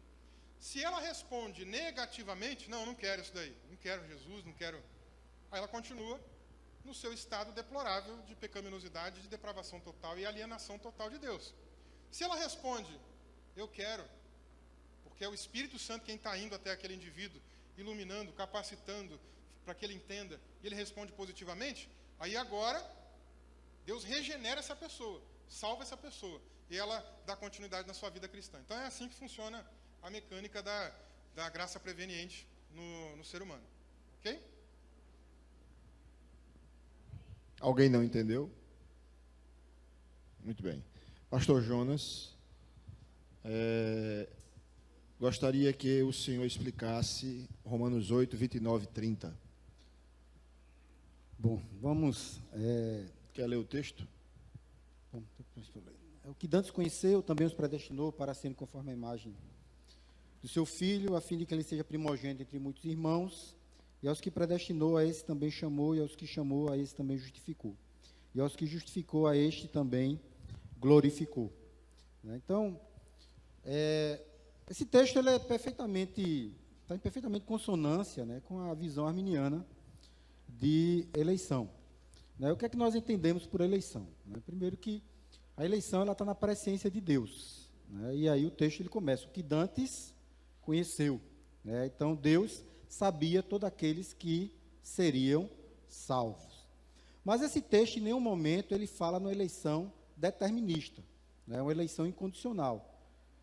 Ela está dizendo que aquele que Deus sabia que seria um salvo, ele predestinou.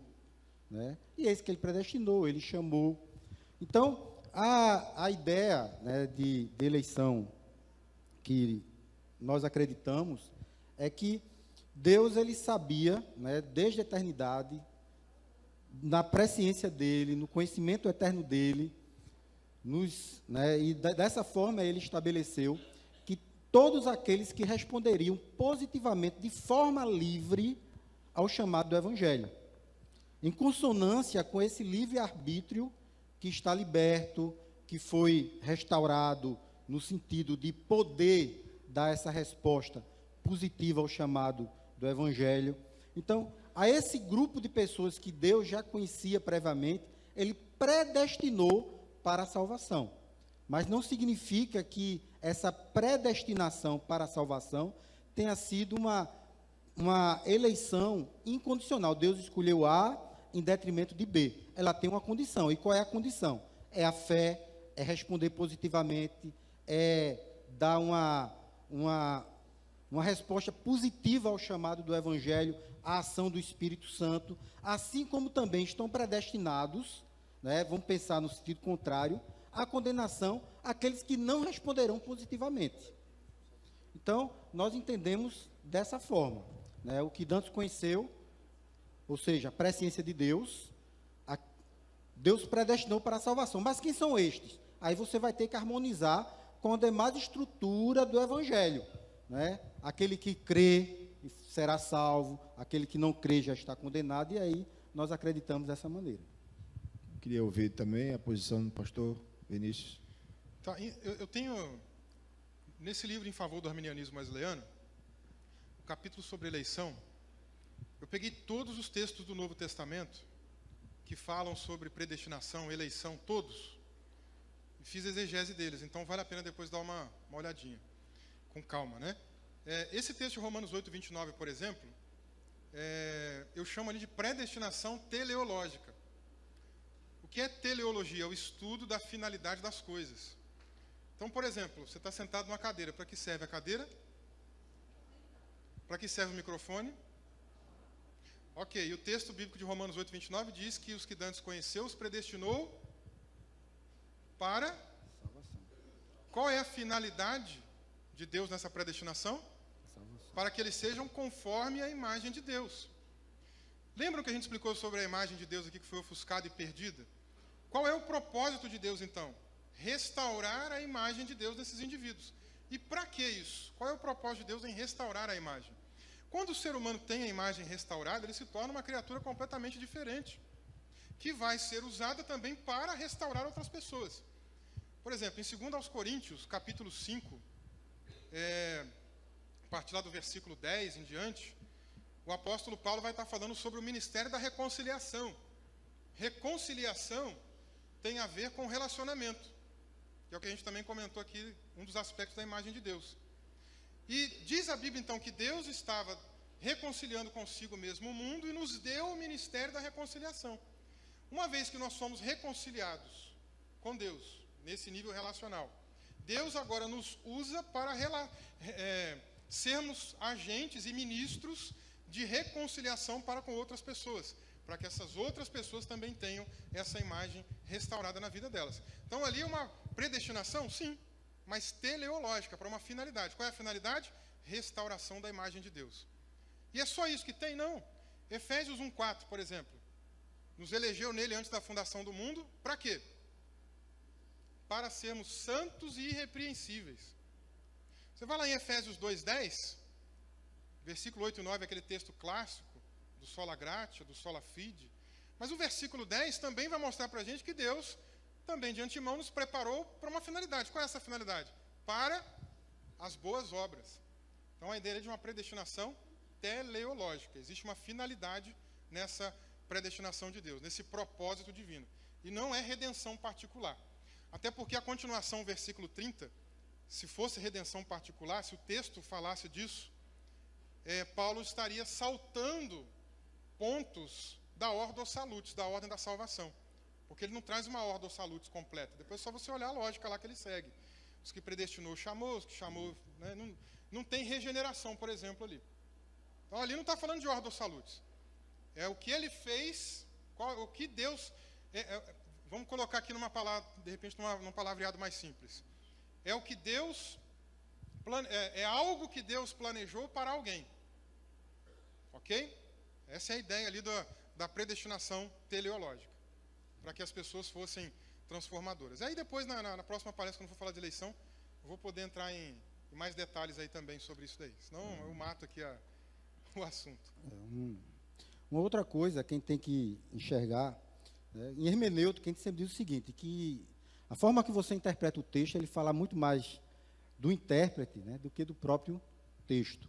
Então, muitas vezes, no esquema calvinista, né, ele, ao se deparar com textos como esse, ele simplesmente enquadra dentro da visão, do pressuposto de eleição que se tem dentro do sistema. Quando, na verdade, o mais adequado seria deixar o texto falar naturalmente. Né? Isso que o pastor Marcos Vinícius falou, que o texto ele fala naturalmente, né, sobre eleição, com um propósito, fala de eleição dentro desse esquema de presciência de Deus, mas não necessariamente dessa eleição incondicional, dessa eleição individual, porque até mesmo o esquema de eleição dentro da Carta de Romanos, ele vai estar muito mais ligado à ideia da eleição corporativa, da eleição da nação de Israel, da eleição da igreja, da ressurreição de Israel, e a eleição, a escolha pelos gentios, por meio da igreja. Então, nós temos que ter muito cuidado com isso. Né? O grande problema, isso eu enfrento muito no seminário em que eu dou aula, porque temos muitos calvinistas lá, embora seja um seminário pentecostal, né? O problema é que eles sempre enxergam o texto dentro desse esquema. Né? Então, Né? Então, essa forma de interpretar, ela dá muito mais voz ao meu pressuposto, quando, na verdade, eu deveria dar voz ao texto. O que é que o texto está dizendo? Dentro do esquema textual, né? Dentro do contexto, né? Da visão da carta, da visão do livro, o que é que onde isso se insere. Então, é isso que nós devemos ter muito cuidado com essa forma de interpretar os textos. Não podemos interpretar o texto só porque aparece uma palavra que é afim ao nosso pensamento, mas entender o contexto daquele texto, né, e a finalidade dele, né, também a quem foi dirigido e tudo mais. Pastor Vinícius tem aqui 3 perguntas aqui dirigidas a você. Veja só, vemos aqui. Se todos temos livre-arbítrio, como fica a salvação de Jonas, Moisés, Judas e Paulo? É a mesma situação. Salvação de todas as pessoas, elas ocorreram da mesma maneira, pela graça mediante a fé. E essa graça é a iniciativa divina, como a gente já deixou claro aqui nessa palestra anterior, que é a solução para a pecaminosidade humana. Uma vez que a pessoa perdeu o livre-arbítrio espiritual, a solução de Deus é vir ao encontro do pecador perdido. E ele faz isso através de sua graça, convidando o pecador ao arrependimento, iluminando a sua mente, convencendo. Inclusive, quando a gente for falar da graça aqui, nós vamos falar sobre os estágios da graça. Graça preveniente, graça convencedora, graça justificadora, graça santificadora, graça glorificadora. E aí vai ficar mais claro essa ideia. Mas a salvação de todos, Antigo e Novo Testamento, sempre foi da mesma forma, pela graça mediante a fé. Tem gente, às vezes, que até confunde, acha que no Antigo Testamento, lá no Antigo Testamento as pessoas eram salvas pela lei. Nunca ninguém foi capaz de obedecer a lei e ser salvo por mérito próprio, né? Então, sempre foi pela graça de Deus, sempre. Ok?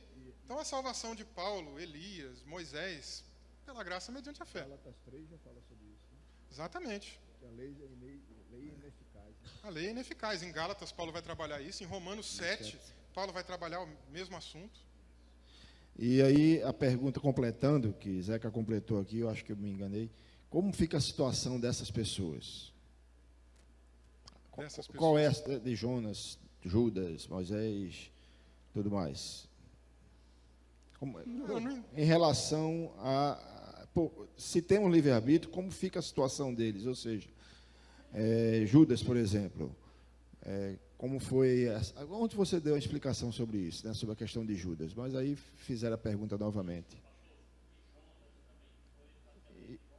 E Jonas também, que foi dirigido ali a Nínive. Jonas foi obrigado a ser salvo, ou Jonas foi impelido a cumprir uma missão?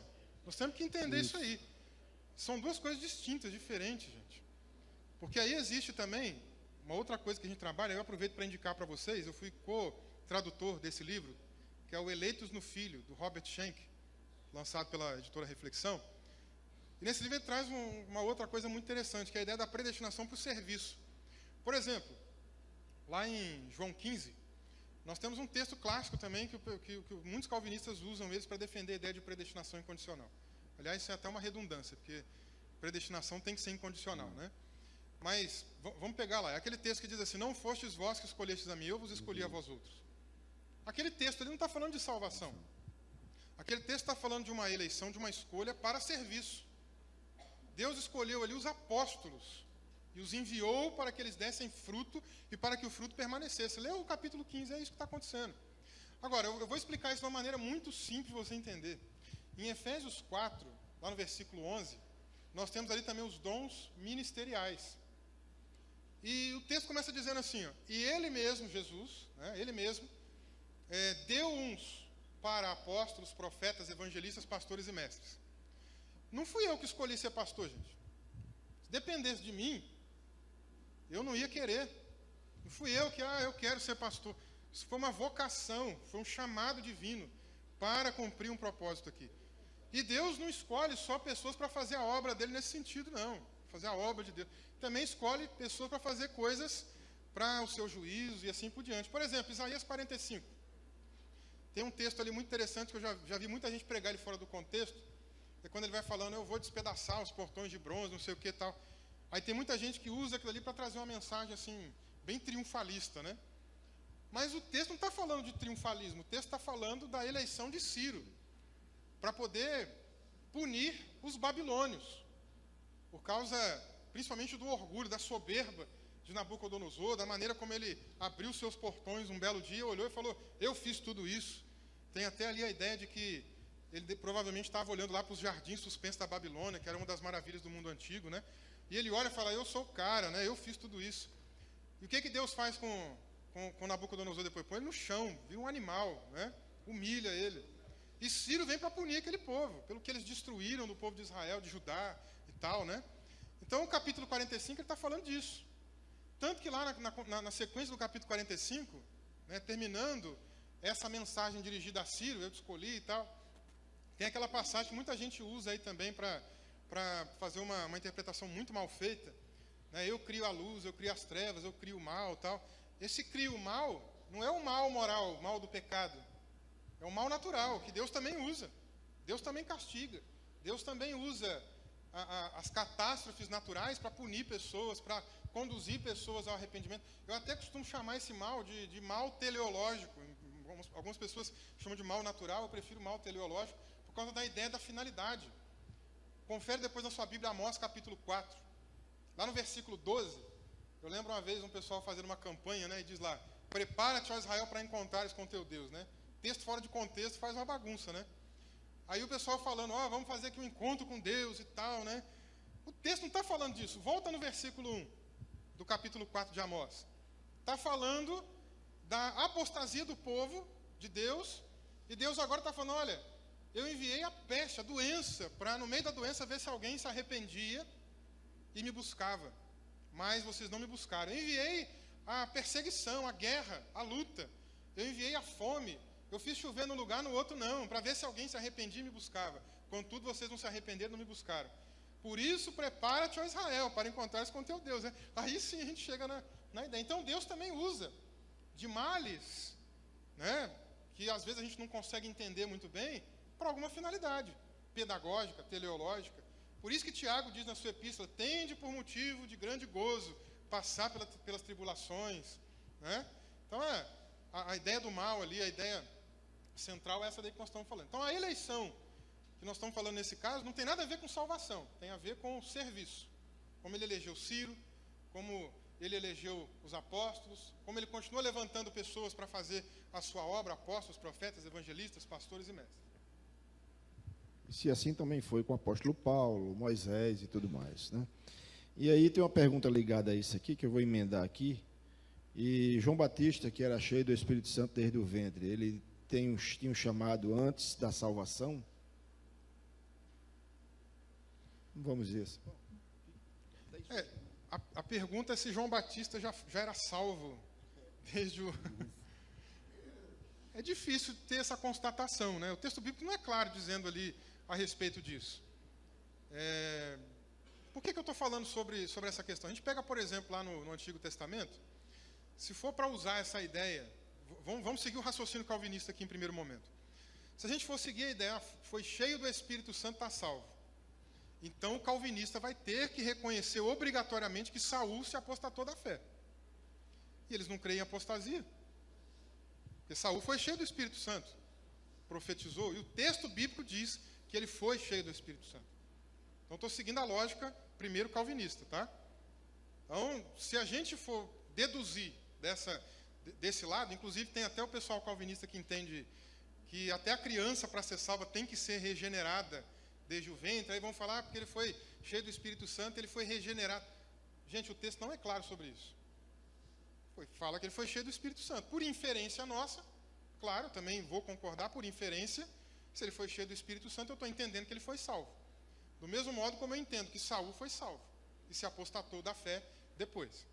Né? Então, seria por aí. Mas o texto não fala de uma, vamos dizer assim, predestinação lá na eternidade passada, que Deus levou a escolher João Batista. Não tem nada no texto ali que aponte para isso. Absolutamente nada. Ok? pastor quiser complementar lá também. Pastor João, quer dar uma palavra? Já pegou o microfone. Tá assim. tranquilo, tá tranquilo. Agora vou passar essa pergunta para o irmão. Se a inclinação ao pecado, né, a depravação total, ocorre após o pecado original, como se dá o pecado original? Se até então não havia inclinação ao pecado, no caso de Adão, né? Sim, deixa eu ver. No caso de Adão. Entendi. No caso de Adão, assim, como no... É isso? Eu não sei se eu estou... Como no Éden. Deixa eu ler de novo aqui. Se a inclinação ao pecado, depravação total, ocorre após o pecado original, como se dá o pecado original se até então não havia inclinação ao pecado? Eu creio que está falando de Adão. De Adão, Antes é de Adão, não é isso? Ah, ok. Bom, temos que entender, né, o esquema, como Deus estabelece as coisas. Né? Deus criou os nossos pais, sem, obviamente, né, gerado a sua semelhança, a sua imagem, então não afetado pelo pecado original. Mas Deus no Éden, ele estabelece uma forma de relação desse homem, dos nossos pais, com ele. Ele diz o seguinte, ó, vocês devem dominar aquilo que nós vimos bem aqui essa manhã, essa questão, né, de relação com a natureza, dessa relação comigo. Todos os dias eu vou aqui na viração do dia aparecer e vocês vão conversar comigo, vão ter um culto, né, e não necessariamente nessa forma que nós entendemos, temos que cantar canções e tal, mas era uma relação com ele. Mas dentro desse esquema de relação de Deus, dos nossos pais com Deus, ele coloca um mandamento. Ele diz, ó, vocês podem comer todas as árvores, de tudo, dominar, e não devem comer do fruto da árvore do conhecimento do bem e do mal. Então Deus estabelece ali, de certa forma, um limite para essa relação, de certa forma, uma lei. Só, vocês podem fazer tudo isso, exceto comer do fruto da árvore do conhecimento do bem e do mal. Então, quando Deus estabeleceu essa lei, primeiro ele dá a lei ao homem, porque o homem é capaz de responder a essa lei, positivamente e negativamente. Né? No esquema agustiniano, calvinista, né, e mesmo arminiano, ele vai dizer que os nossos pais eram dotados de livre-arbítrio. Esses sim eram dotados de livre-arbítrio, de decidir entre fazer aquilo que Deus estabeleceu, queria, e fazer ou não fazer aquilo que Deus queria. Então, eles optaram em não fazer e responderam por essa decisão. Então, quando Deus dá um mandamento a um homem, dá um mandamento aos nossos pais, ele dá, porque aqueles homens, né, os nossos pais, eles eram capacitados para responder, né, moralmente, espiritualmente, né, e socialmente, eles eram capacitados para dar essa resposta, ou não dar. Porque Deus não criou robôs. Né, Deus não criou pessoas que não eram capazes de responder a esse requisito da relação que Ele criou com os nossos pais. E aí, os nossos pais fizeram a opção de não atender. Então, a palavra do Senhor diz que por um só homem entrou o pecado no mundo, né, e com o pecado a morte, e aí a palavra também vai dizer, porque todos os pecados instituídos estão da glória de Deus. Então, a partir da queda, nessa representatividade da raça, Adão e Eva ali, os nossos pais representavam toda a raça humana, então a partir daí surge o pecado original. Então não fazia sentido, né, imagine Deus dar um mandamento para Adão e Eva, e não faria sentido não ter nenhuma capacidade os nossos pais de responder ou não aquilo que Deus queria.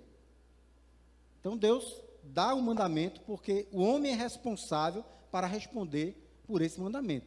E aí onde é que eu entendo que a visão arminiana de responsabilidade, ela é muito mais próxima, né, daquilo que Deus estabeleceu para o homem.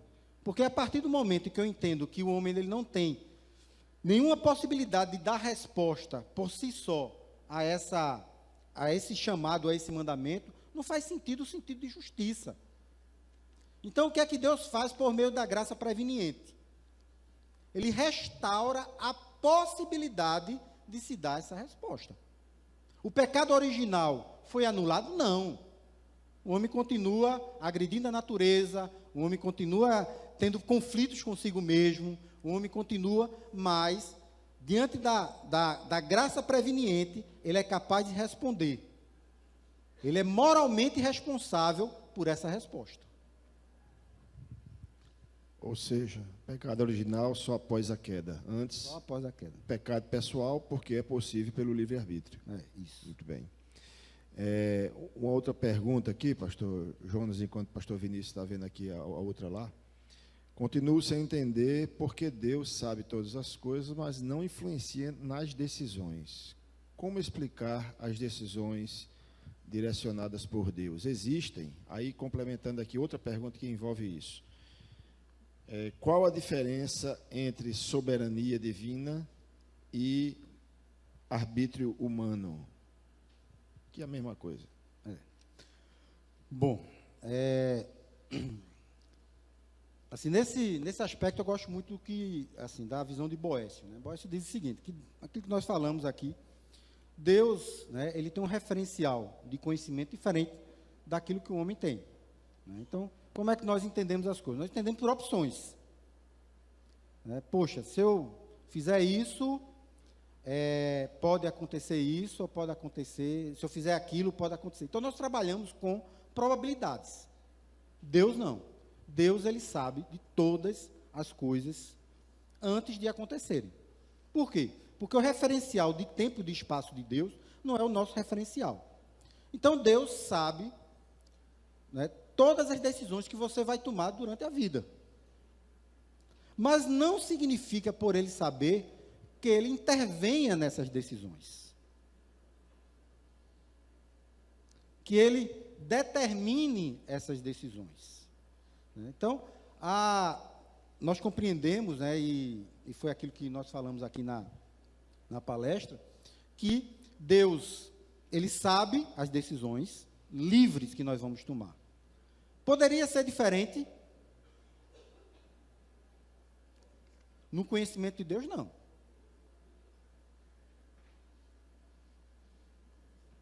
Para a gente, né, de vez em quando a gente toma uma decisão e se arrepende. Por quê? Porque tem aquela ideia de, poxa, eu poderia ter feito isso e ter acontecido de forma diferente. Ou seja, a ideia de você trabalhar a probabilidade, né? É isso que muitas vezes os molinistas, quando eles falam dos textos, né, mas se fosse assim, querido, isso é uma linguagem humana. A revelação, o que é a revelação bíblica? É Deus, infinito, soberano, conhecedor de todas as coisas, se comunicando a um ser falível, limitado. Então, ele vai ter que usar a linguagem. Por exemplo, você não vai chegar para uma criança e vai trazer um conceito de verdade filosófica, você vai falar na linguagem da criança. Então, eu não compreendo que fora desse esquema de Deus, né, as coisas no conhecimento dele aconteceriam diferente. Não, acontece exatamente como ele sabe, porque Deus conhece exaustivamente e de forma fidedigna tudo que vai acontecer no mundo. Mas não significa que ele determine certas ações, por exemplo, para a salvação. Não significa que ele vai determinar. Então, nós compreendemos dessa maneira, né? O arbítrio do homem, ele está em consonância com essa soberania de Deus. Não é uma balança. Eu entender que existe um Deus soberano, eu vou entender que existe um homem totalmente incapaz de tomar decisões. Não. Deus, no seu esquema, ele harmonizou a soberania dele com a minha responsabilidade, com a sua responsabilidade, a responsabilidade de todos os homens. E como ele fez isso? A partir de todo esse processo de graça preveniente, de eleição corporativa. Então, nós compreendemos que as coisas acontecem dessa maneira. Ok? Nós temos uma pergunta aqui, que foi colocada, tem diversos textos aqui, com relação à questão da eleição, né? A eleição supralapsariana, a visão supralapsariana do calvinismo. E aí a pessoa confronta com esses textos aqui. O pastor Vinícius disse que ele vai falar sobre todos esses textos na próxima palestra, tá bem? Quem fez, aguarda aí, que a resposta ela vem sem demora. Pastor Vinícius, o que vem, a pessoa que aqui diz o seguinte, o que vem a ser inabilidade moral, acho que não entendeu direito, né? Quando a pessoa comete um pecado, é perdoado, vai para o reino dos céus, a questão dessa relação com a inabilidade moral. Quer ler? Lê.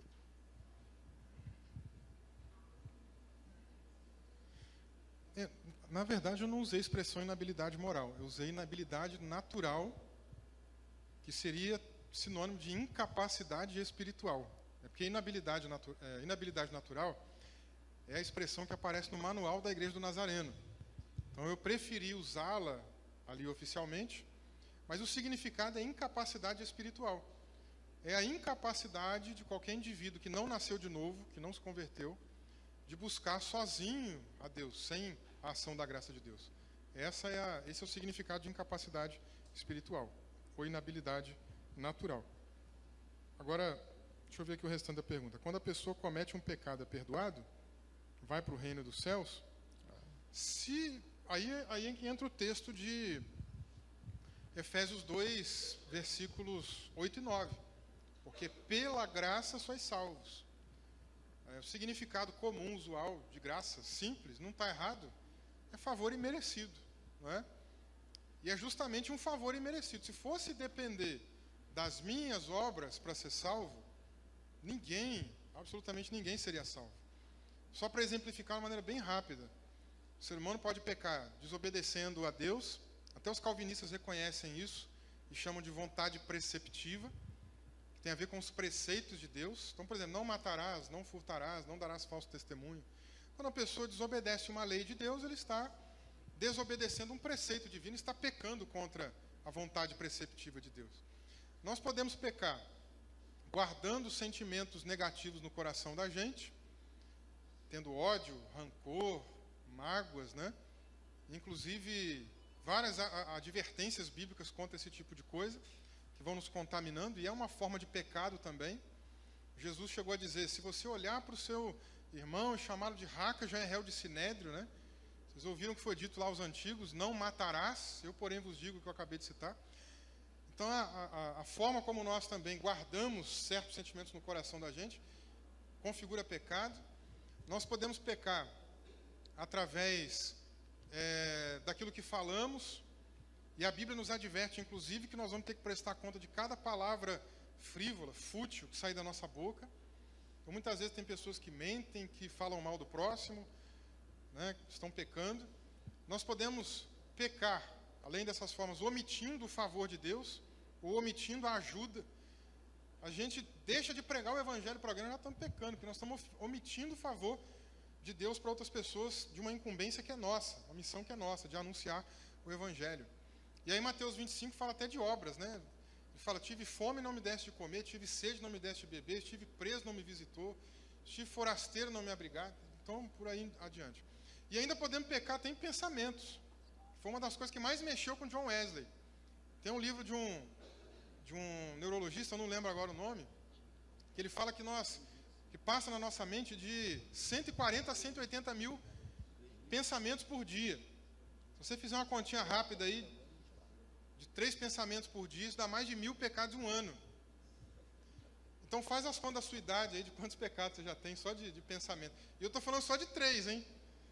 Então assim, gente, é para entender que não é o pecado em si que vai fazer com que a gente seja afastado de Deus. Aí entra a justificação, né?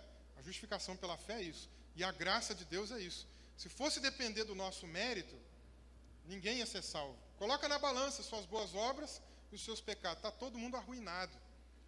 Salvação é uma dádiva, não uma dívida, né? Que é o trocadilho de Paulo em Romanos 4. Agora, obviamente, isso também não é desculpa para licenciosidade, para pecar. É aquela conversa de Paulo em Romanos 5:20 e Romanos 6:1. Romanos 5:20, onde abundou o pecado, superabundou a graça. Romanos 6:1, que diremos, pois, pecaremos ainda mais para que abunde ainda mais a graça de Deus? De maneira nenhuma, né? Então, embora a pessoa pecadora, e todos nós somos, né, ela não vai ser condenada porque ela foi justificada, se ela é verdadeiramente salva, ela vai lutar contra o pecado também, que é uma evidência de que ela de fato foi salva e alcançada pelo poderio de Cristo. Ok? Pastor Jonas, Adão poderia, se chegar a Deus, ter acesso à comunicação direta e relacional? Pede a base bíblica. Irmãos, assim, interessante, né? Como a gente julga personagens bíblicos, né? A gente gosta, não, né? E a gente confunde as coisas, até a dimensão da história daquele personagem, né? Adão, ele pecou, né? Ele quebrou essa relação com Deus, ele fez a opção de pecar, mas dentro da história revelacional, né, a história de Adão, ela vai terminar ali, nascendo Caim, Abel, Sete, não vai dar muitos detalhes da história de Adão. Bom, então, sinceramente, biblicamente, eu não tenho como responder essa pergunta, né? Biblicamente, eu não tenho, porque se eu olhar para a Bíblia, né, o que tem sobre a vida de Adão, a partir dali vai ser as genealogias, o nascimento dos seus filhos, antes da queda, e depois da queda, o nascimento de Sete, o substituto, depois Enoque, que andou com Deus e foi tomado para si. Bom, é isso que eu tenho da história do homem. Mas a palavra de Deus diz, né, que a partir da queda, a salvação ela é fruto de quê? Da graça de Deus, né? Esse é o esquema estabelecido por Deus, né? E a palavra do Senhor diz que o único pecado não é perdoado é a blasfêmia contra o Espírito Santo. Então, eu não sei se Adão poderia retornar ou se retornou, eu não tenho como dar essa base. Não sei se, né, pensar o contrário seria entender que ele estava condenado, e na Bíblia eu não encontro essa base, né, porque uma coisa que você vai ver na Bíblia, queridos, todo personagem da Bíblia, Deus não esconde as suas falhas de caráter. Tirando Jesus, né, pense aí, um homem segundo o coração de Deus. Davi. Meu irmão, você chamaria Davi para ser diácono dessa igreja? Mas era um homem segundo o coração de Deus, meu irmão. Agora você chamaria, por exemplo, Salomão para ser professor da escola dominical aqui, ou não? Não era sábio? Mas veja a vida de Salomão, os erros que ele cometeu. Ele fez tudo aquilo que Deus mandou ele não fazer, não casar com mulheres estrangeiras. Então, queridos, é difícil nós estabelecermos esse esquema. O que eu sei, quando eu olho para a palavra de Deus, eu tenho plena certeza que não há nada em mim para ser salvo. Eu sou salvo pela graça de Deus. Não há nada em Adão para ser salvo. É a graça de Deus. Não há nada em Davi. Ao contrário, tem muito mais coisas para não ser, mas é um homem segundo o coração de Deus.